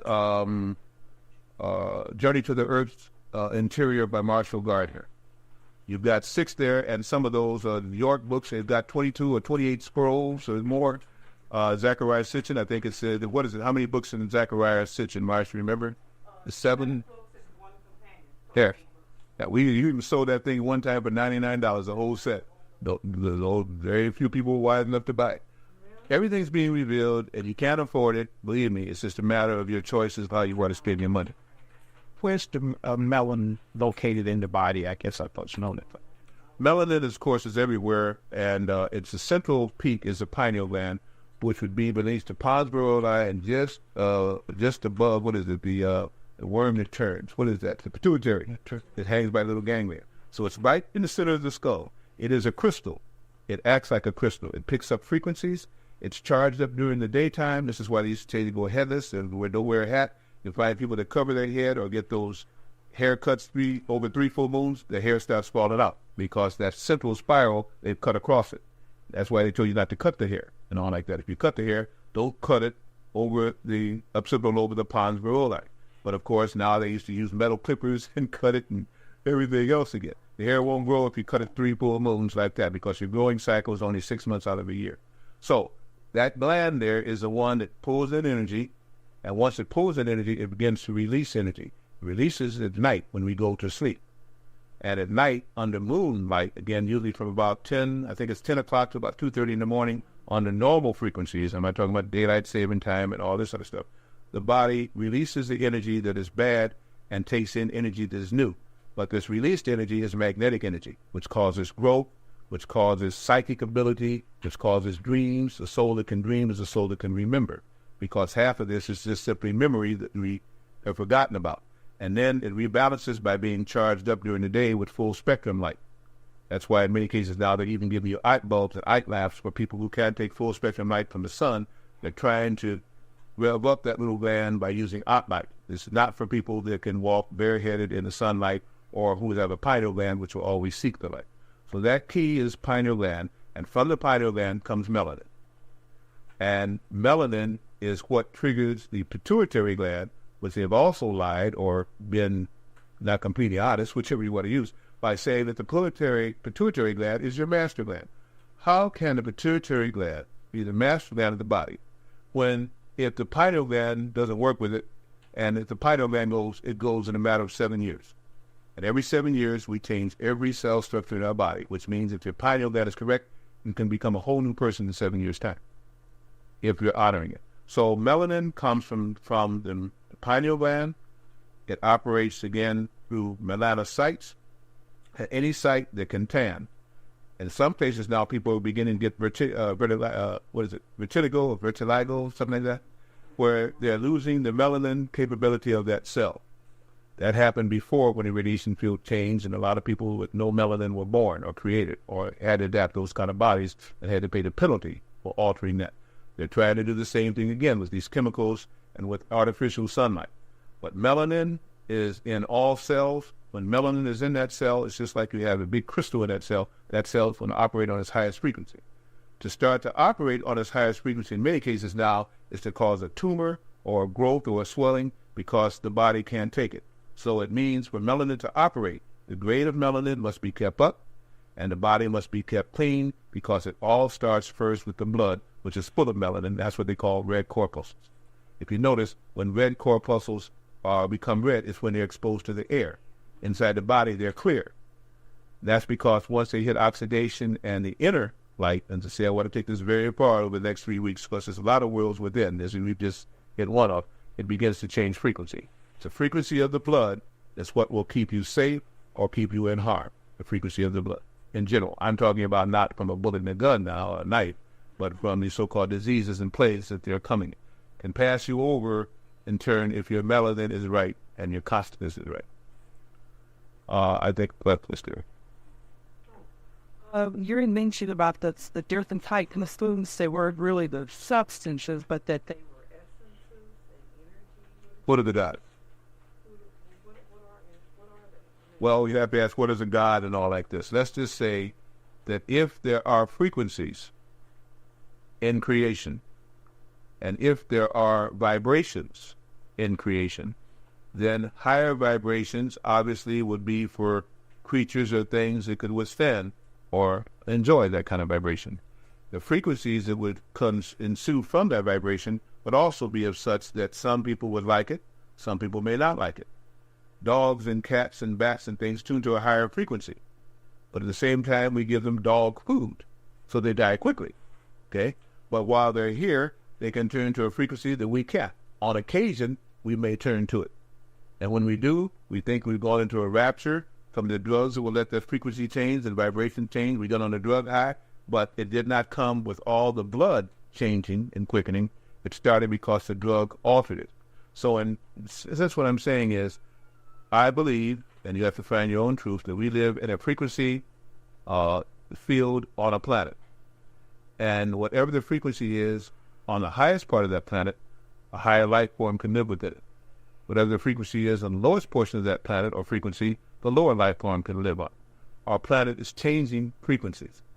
So therefore, we don't have too much choice but to change frequencies within our own selves if we're going to stay on a planet. Would you ever be getting the soul volume of that Subterranean thing? You said the people were purchasing them, and you said you had all nine. You had all the volumes, 7 volumes for $99. Oh yeah, well that deal's gone. That was 2 years ago. Oh yeah. Yeah, his books now are sky high. It costs you $200 now for the set wealth tax.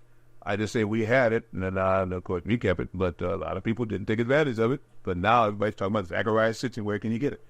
They now charge you almost $25 for just one, and there's 7 or 8 plus it doesn't have the companion like the appendix and all for it. But again, understand one thing: he states all throughout his writings that he takes all of his things not because he's a terrific scholar, he's an excellent researcher, and he states they all come from the Sumerian texts. Read about Sumer, understand where Sumer was, and understand what Mesopotamia 1 was and where it was. And that'll tell you a lot right there. You might even have to read all the books other than this trigger.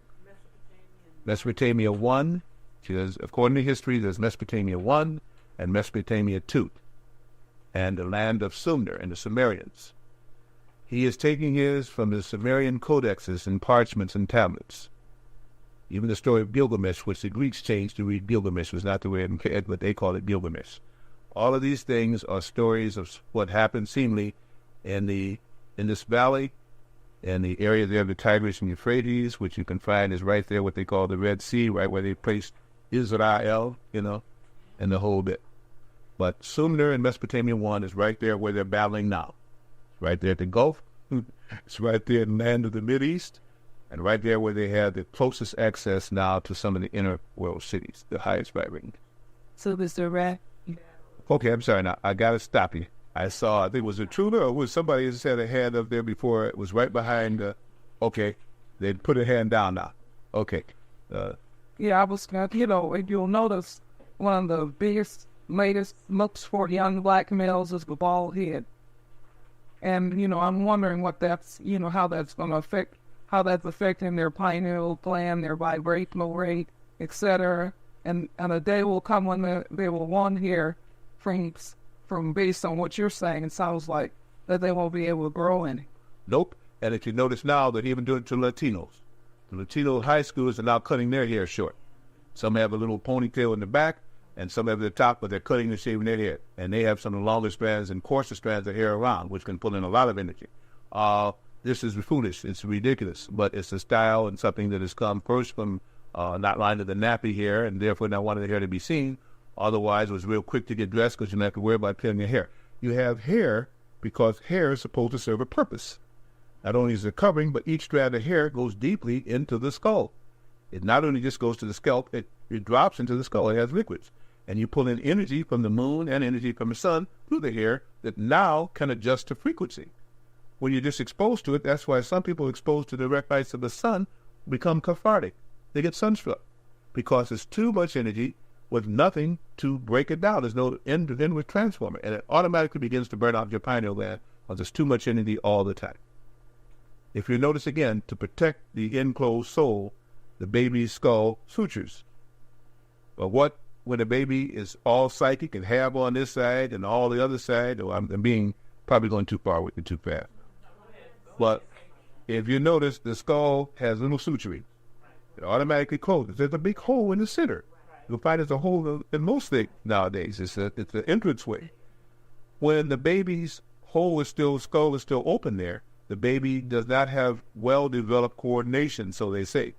But the baby dreams, the baby can talk, the baby can communicate psychically with the mother, the whole bit. When that closes, the soul is now encased in prison, and now all the sights and all the 5 sights and 5 senses work, but they lose the psychic ability.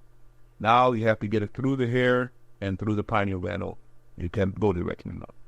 You're now encased in prison soul. There are some mothers ill when they have male children. You see the children, they don't cut their hair. Right. And you shouldn't, especially at those early 10 to 7 years. That first 7 years is most important. Yeah. Right? And if you let your hair grow there, your hair will grow the whole time again until you get all the shampoos and all the, as I say, cutting across that scalp. But if you know, the hair grows in the world. Everything is a vortex. Hair grows in a circle.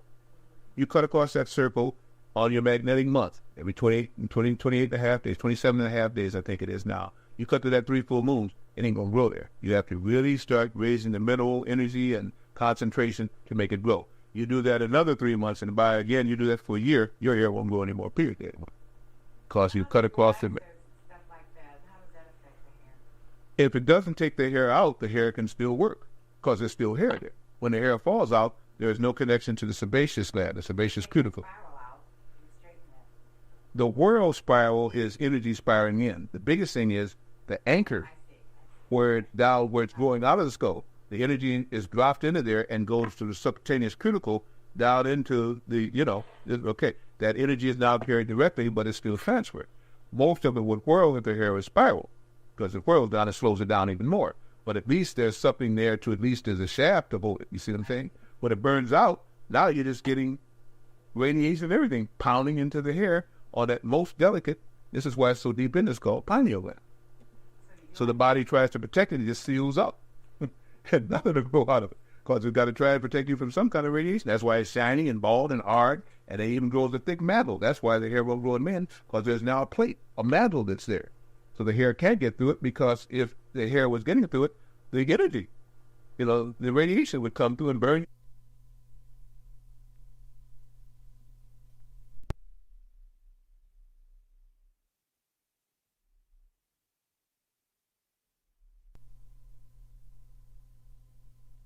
But those people who are bald, what can they do to get benefits of hair? And since nothing will grow there, is there something that they can do to try and retrieve the benefit?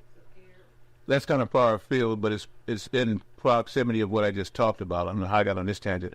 But the hair grows with amino acids and minerals. The mineral uptake must be colloidal, so that it quickly goes into the bloodstream. No shampoos, no soaps. If you understand what shampoos are, it's all from animals, and dye and lye and caustic things that abuse even further and make the scalp tighten up even more so. Steam will begin to open up those areas again. Natural, they used to say charcoal, rubbing of charcoal. There's some other things, castor oil, and I think not aloe vera because that tightens things that would be act as emollient. But mainly it's from the inside out.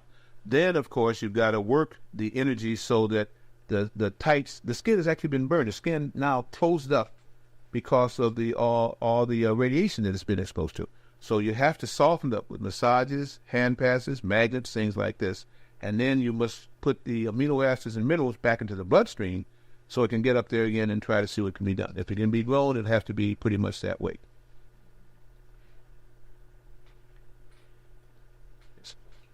You say every 7 years the body can bring, generates itself. Is that the best way to say it?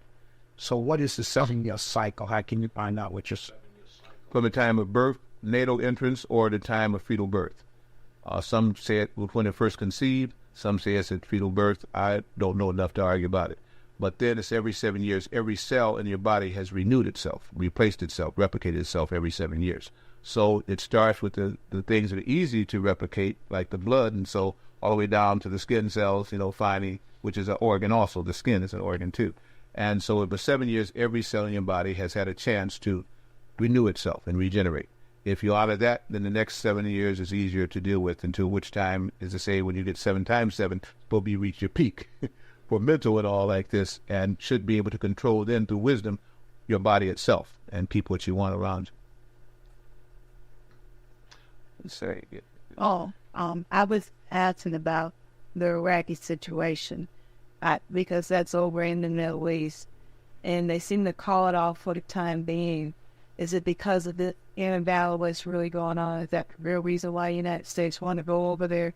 Because they want their stake in the invalid for the... Yeah, my feeling from a metaphysical point of view, and what little I can understand on this tragedy that is our present history, or our present, whatever you want to call it, is that nothing is ever as it seems. So, as you know, being a little bit neurotic, which I had admitted to a long time ago, I would never admit to being psychotic. There's nothing crazy about me. But I do have a fear and a questioning for some of these things that I see going on, which to me are ridiculous. They never tell you what the truth is. So you have to look at the area itself. Why do they keep going back to the same daggone area? What is it about over there that is good? Well, this gets into a whole thing like we've talked about. I know you've been to almost all my lectures, bless you. And so I know you've heard this, and I don't want to put all this on the tape, because again, they're paying for one thing and not everything. But in general, in fact, let's just do this. On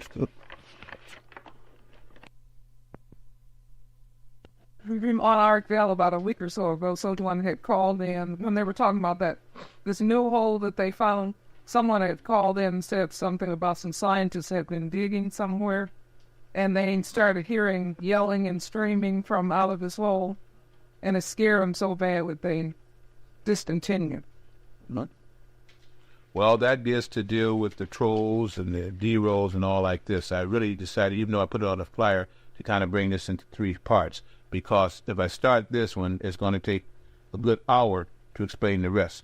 But there is a philosophy that there are creatures that live in there that aren't ready for the surface yet, and they definitely aren't ready to go into what they call the inner world, the highest frequency of our planet.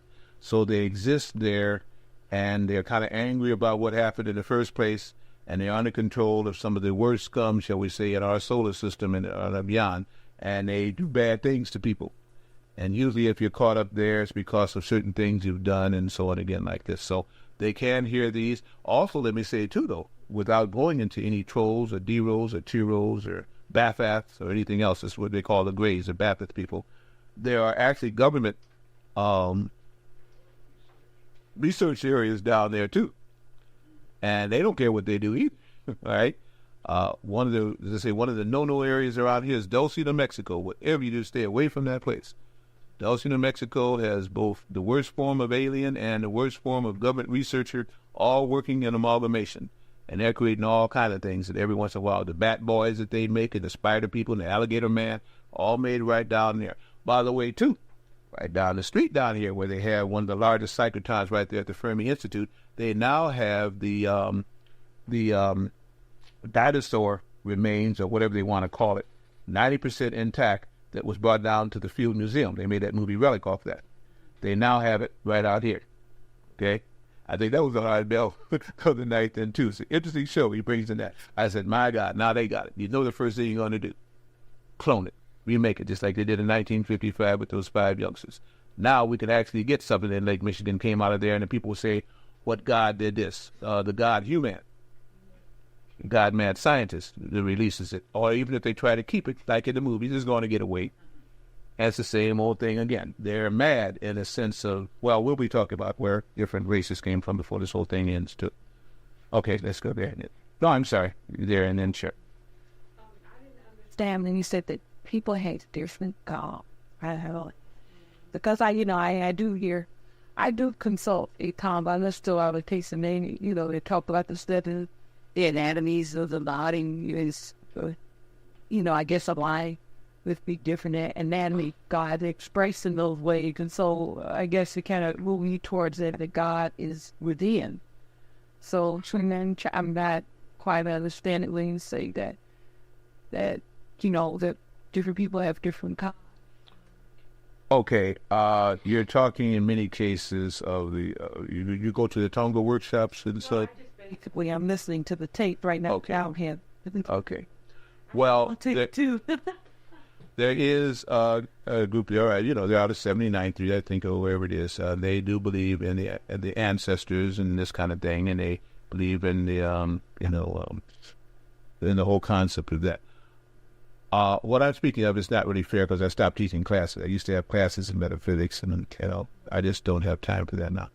But it is another philosophy that that not only do you have chakra centers by which you can come in and out of a body or raise higher consciousness, but that there were people, scientists, people who had a little bit more training, education, or wisdom than you had, that actually tried to make people and clone people and want to control certain areas of our earth because they think it's their right to do so. They are not the creator. They didn't make the cosmos. They didn't make nebulae and galaxies. They, in many cases, the ones here can't even make a planet.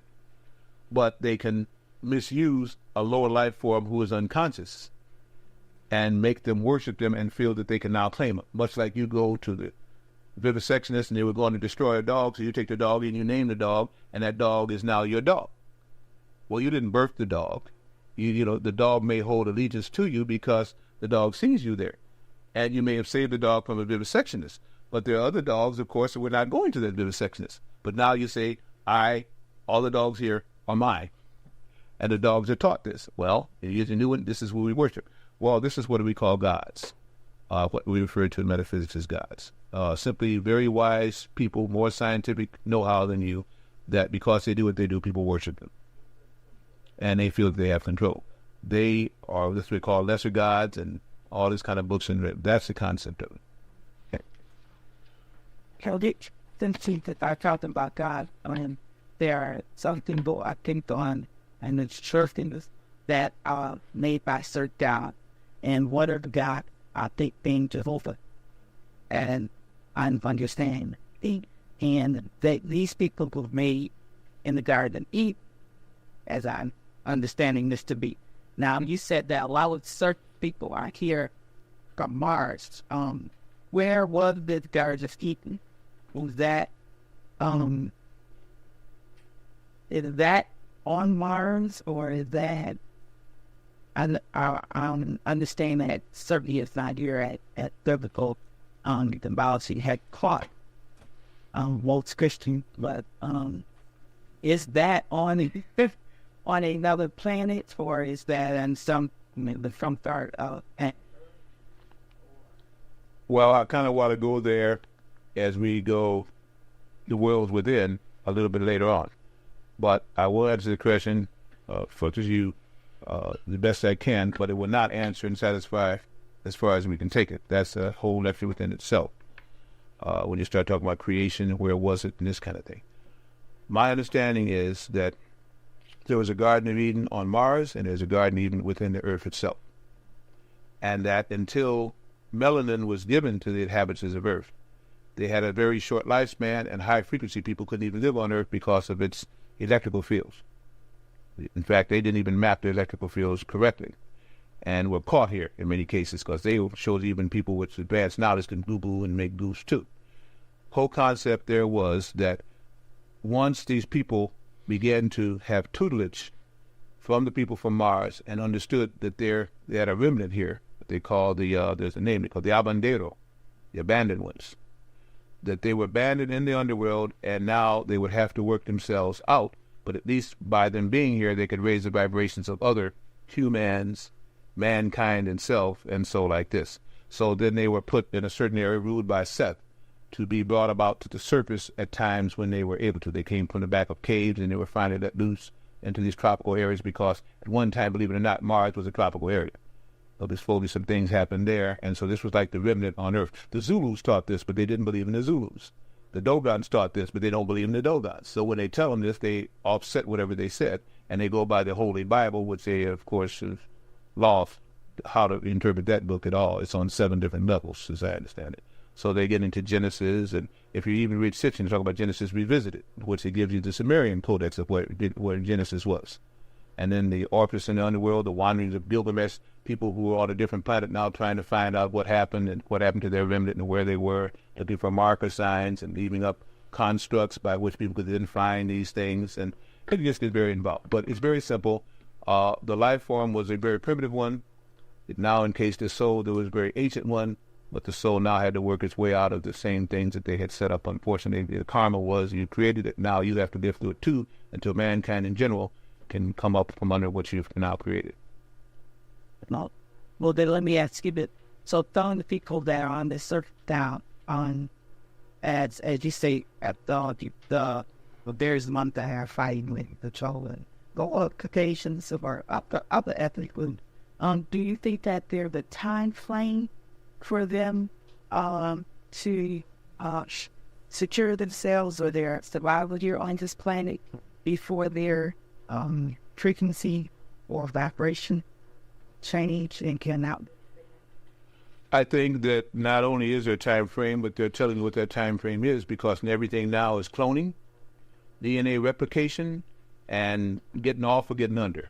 They've got the whole hidden government out there in Iron Mountain underneath there because they know they might not be able to stay on the surface. They're telling you it's because there might be an atomic war and they get wiped out. Well, they're not deep enough down there for the radiation to not permeate the Earth, if that was all they were worried about. You're finding now, of course, all kind of scandals that are coming up. There's an old saying that those who the gods would destroy, first they make mad. What more madness can you get than Zippergate? And then how can a person who can't control his zipper now tell you to go to war and die? You see? But a person who has no consciousness will not fight that. They will say they're used to being ruled. So I say all of that. I like to give examples before I get to my punchline, and then, of course, there's no truth for you to say. So what you're finding now is that there are a people who are not wise, who are in bodies who were not supposed to be permanent bodies because they did not have adaptogens put into them. They're supposed to be in there for a season, learn it, pass on, and go on to where they're supposed to. Others were supposed to be around longer because they supposedly were wise. Once they got here, they could get double promoted, so it took a longer lifespan to do so, and they were not supposed to be going through the silliness that we're going through now. So in a sense, you have like two creations. In a sense, you have like Genesis Revisited, the Christian says, in the sense you have a misinterpretation by those who call themselves Jews and are not, to make one believe one thing. But remember, the same book that taught that is a book that they don't honor, yet they're supposed to be Jewish. They have deeper books, okay? 4 deeper books, including the Mishnah Torah, to teach them other things than what they released through the word of the Bible to the Christian people. And if you heard it again, it was supposed to be the Hebrew lesser God that taught that, if I'm not being misinterpreted. It was a Hebrew, right? Supposed to be the seed of David. Supposed to be out of either Bethlehem or what's this N word? Nazareth. Can be both places. Okay. A lot of that is misinterpretation, purposely done to control people from the books and the knowledge and the wisdom they're supposed to have. And that's where you find your first thing, confusion about the Garden of Eden. It's 4004 BC in the Garden of Eden, somewhere again in the Mideast, or was it a place deep underneath the earth and prototypes placed on it, or was it on another planet that dropped them off through a spaceship, or as John Volo Melchizedek says, through the Merkaba? All of these are to confuse you, so that you cannot make adequate choices. To get that truth, you can take all of these things in, and you got to go within, and that's the only way. Well, I'm not. Okay. Please go. Okay. All right. Okay. Thank you again. Great bless. We mean when you said the verb, we've got. Well, that's what we're studying now, the world within. We're going to find it's going to be far from what we think it is. We start off with this planet. We might have to go within ourselves to really get some truths. Well, you have to go in with ancient faith if you have to go in any. No truth to you decide what truth is. No truth, yes.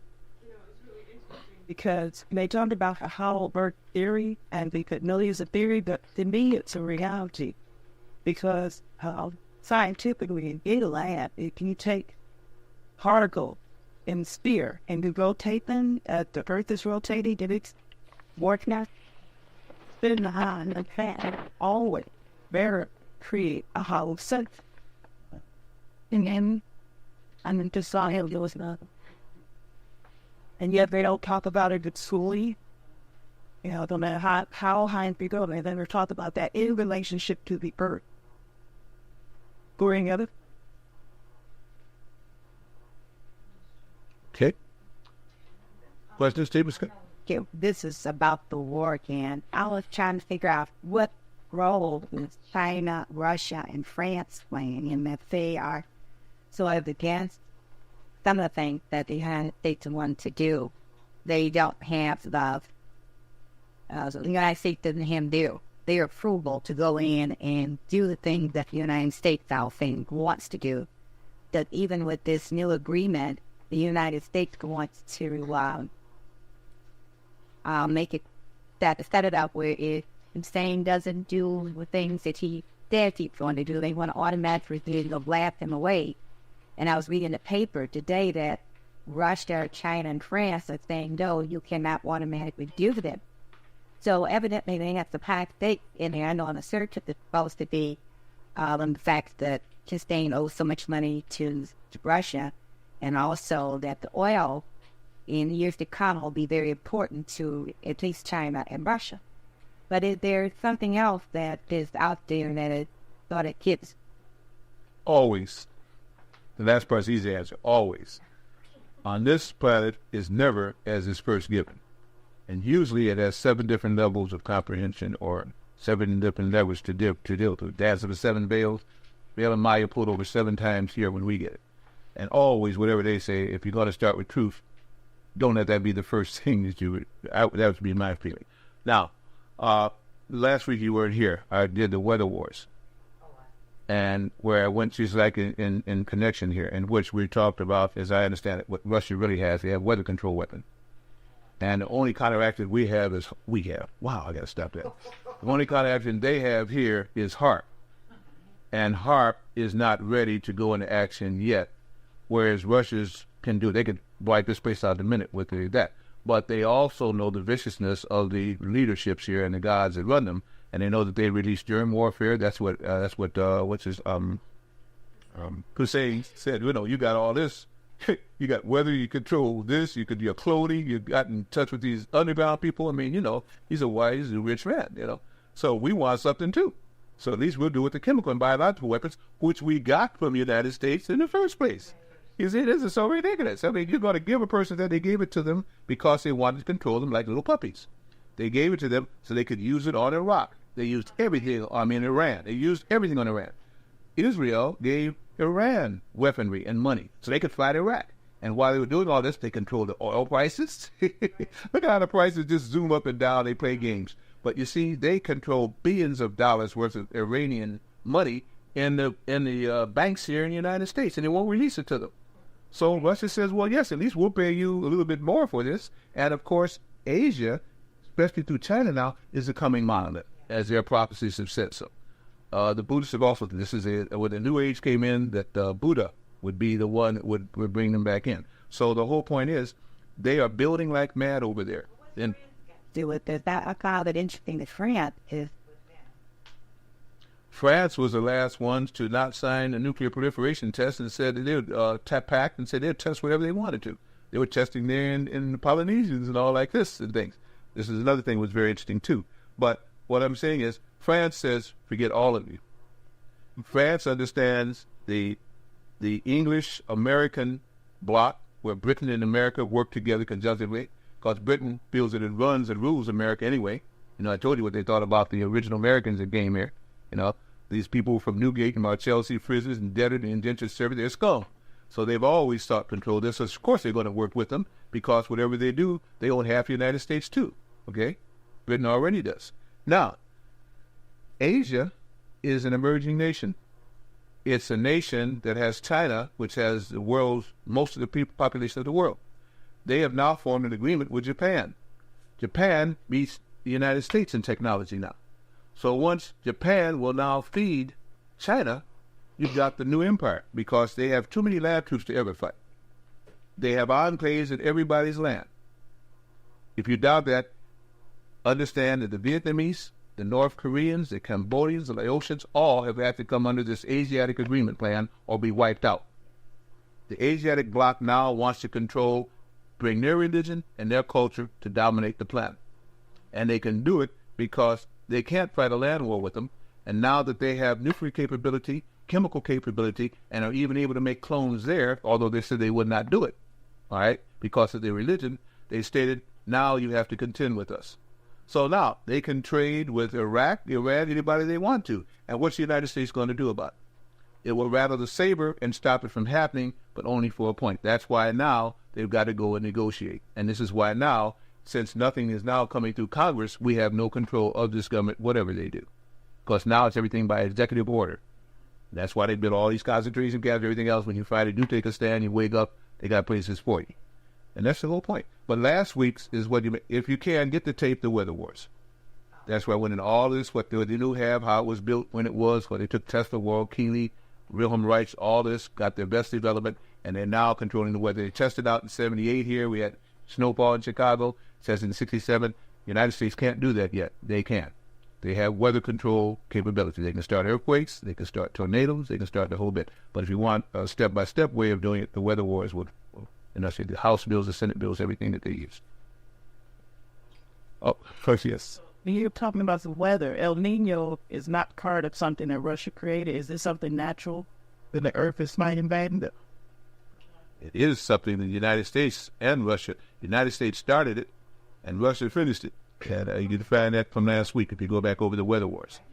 And there's no such thing as El Nino. Pretty soon there'll be La Nina, Just like there was, first of all, naming hurricanes after men, then they start naming after females. Well, it'll be La Nina soon. Everything they're blaming on La Nina and El Nino and all this stuff. Forget that. They didn't, the red plague that they're talking about. All these things that are happening are man-made things, misusing nature, not honoring radiation, not honoring chemicals, not honoring the biological life, because the people here are not from here, and they've gone power mad. They become, they would say, crazy, if you would.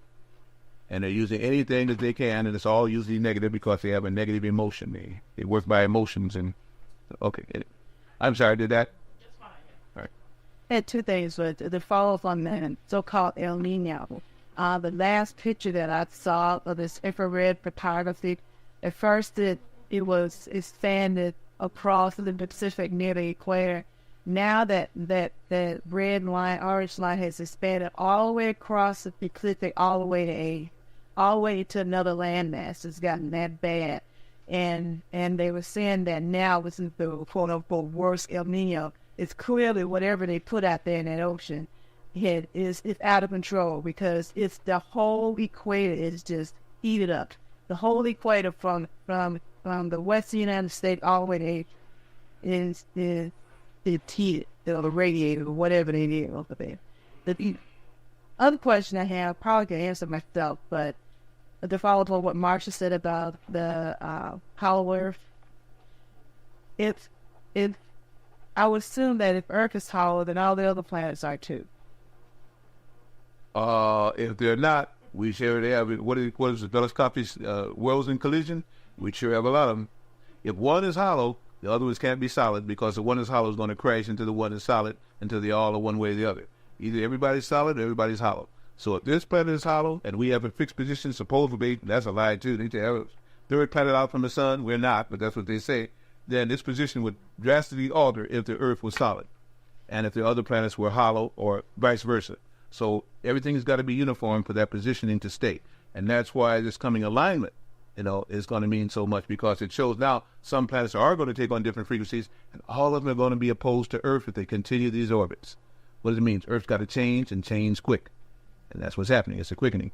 So if there's underground in Earth, there's got to be underground in other planets. So that does that mean that if you don't see life on the surface of the other planets, that they're living in the other planet? That's a speculation, and based on your basic hypothesis, if Following that, well, seems rational to me. Rational and logic. Be careful. You might be. They'll kick you out of the government. Oh, Yeah. Now, again, if your basic premise is right, then obviously that's the way it must go. Yes. Last week you invented the take form the name that identified the difference between man and... The man lectured. Okay, anything. Okay, help you thoughts. Or can you draw any kind of metaphysical conclusion from the fact that... True, thank you. From the fact that it in the most recently it had Kofi Annan, however he's pronounced his last name, going over making a somewhat peace pact in terms of, I think, temporarily averting the war. And then you had the situation. Oh, I'm sorry. But as you're leaving, folks, still got one of the best, what do you call it, pineal gland foods around. Okay, yeah. A few months back, you had the selling of the agreement with Alexis. I can't think of her last name now, with the strike between UPS or whatever. Can you draw any kind of metaphysical conclusion, I guess, what I'm dealing with? Black people entering in on the scene, trying to save something from being, averting something from being more destructive. I think you can draw whatever conclusion you want. I think that the natural conclusion is to see that black people, quote unquote, have always been peacemakers. Unfortunately, we've been caught up with, what was this guy's name? This African guy who did the first killing over there and wholesale this. No. Bullsworth. Much before all of that. Shabaka, what's his name? Okay, anyway. In Africa, yeah, when he first got these spears and started actually to kill, used to be they would send their best out, and then they would see who could throw the furthest and not get Shaka Zulu.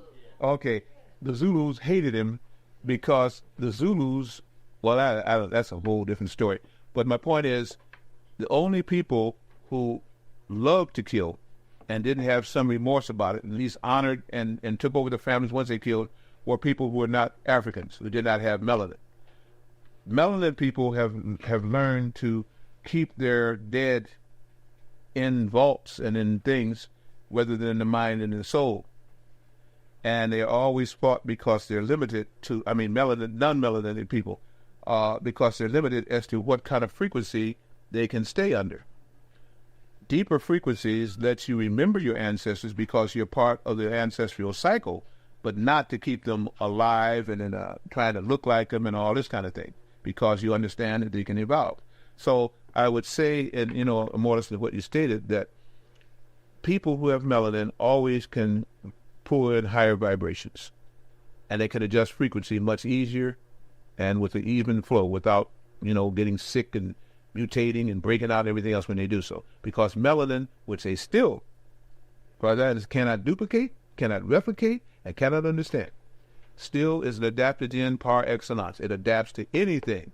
The point is, if it's going to destroy something that is in, by doing so, it just will not work. But if it can do so, it will let that thing mutate. And I don't want to really say the key word here, because that's a whole different class. It's making me say it. I say they, I've talked. I get to argue when I say I'm not going to let all this stuff out of one lecture and all, and I wind up doing it anyway. But the DNA, the junk DNA is recombining. And if it does, then the gods will be born through the souls of men who are on the surface of Earth, and they will transform into what they're supposed to be. And that's what the real fight is about. But I'm not going to go further than that, but that'll give you enough hint. That's why there's always been arbiter or goals who are called melanin carriers, who try to always seek balance between the extremes, the middle path, as they call it. Okay, I saw her head first. I'm sorry, I just look back, see the whole field, so that's it, yes. And then, if you will, share. The solar eclipse that they had in Colombia, they said in this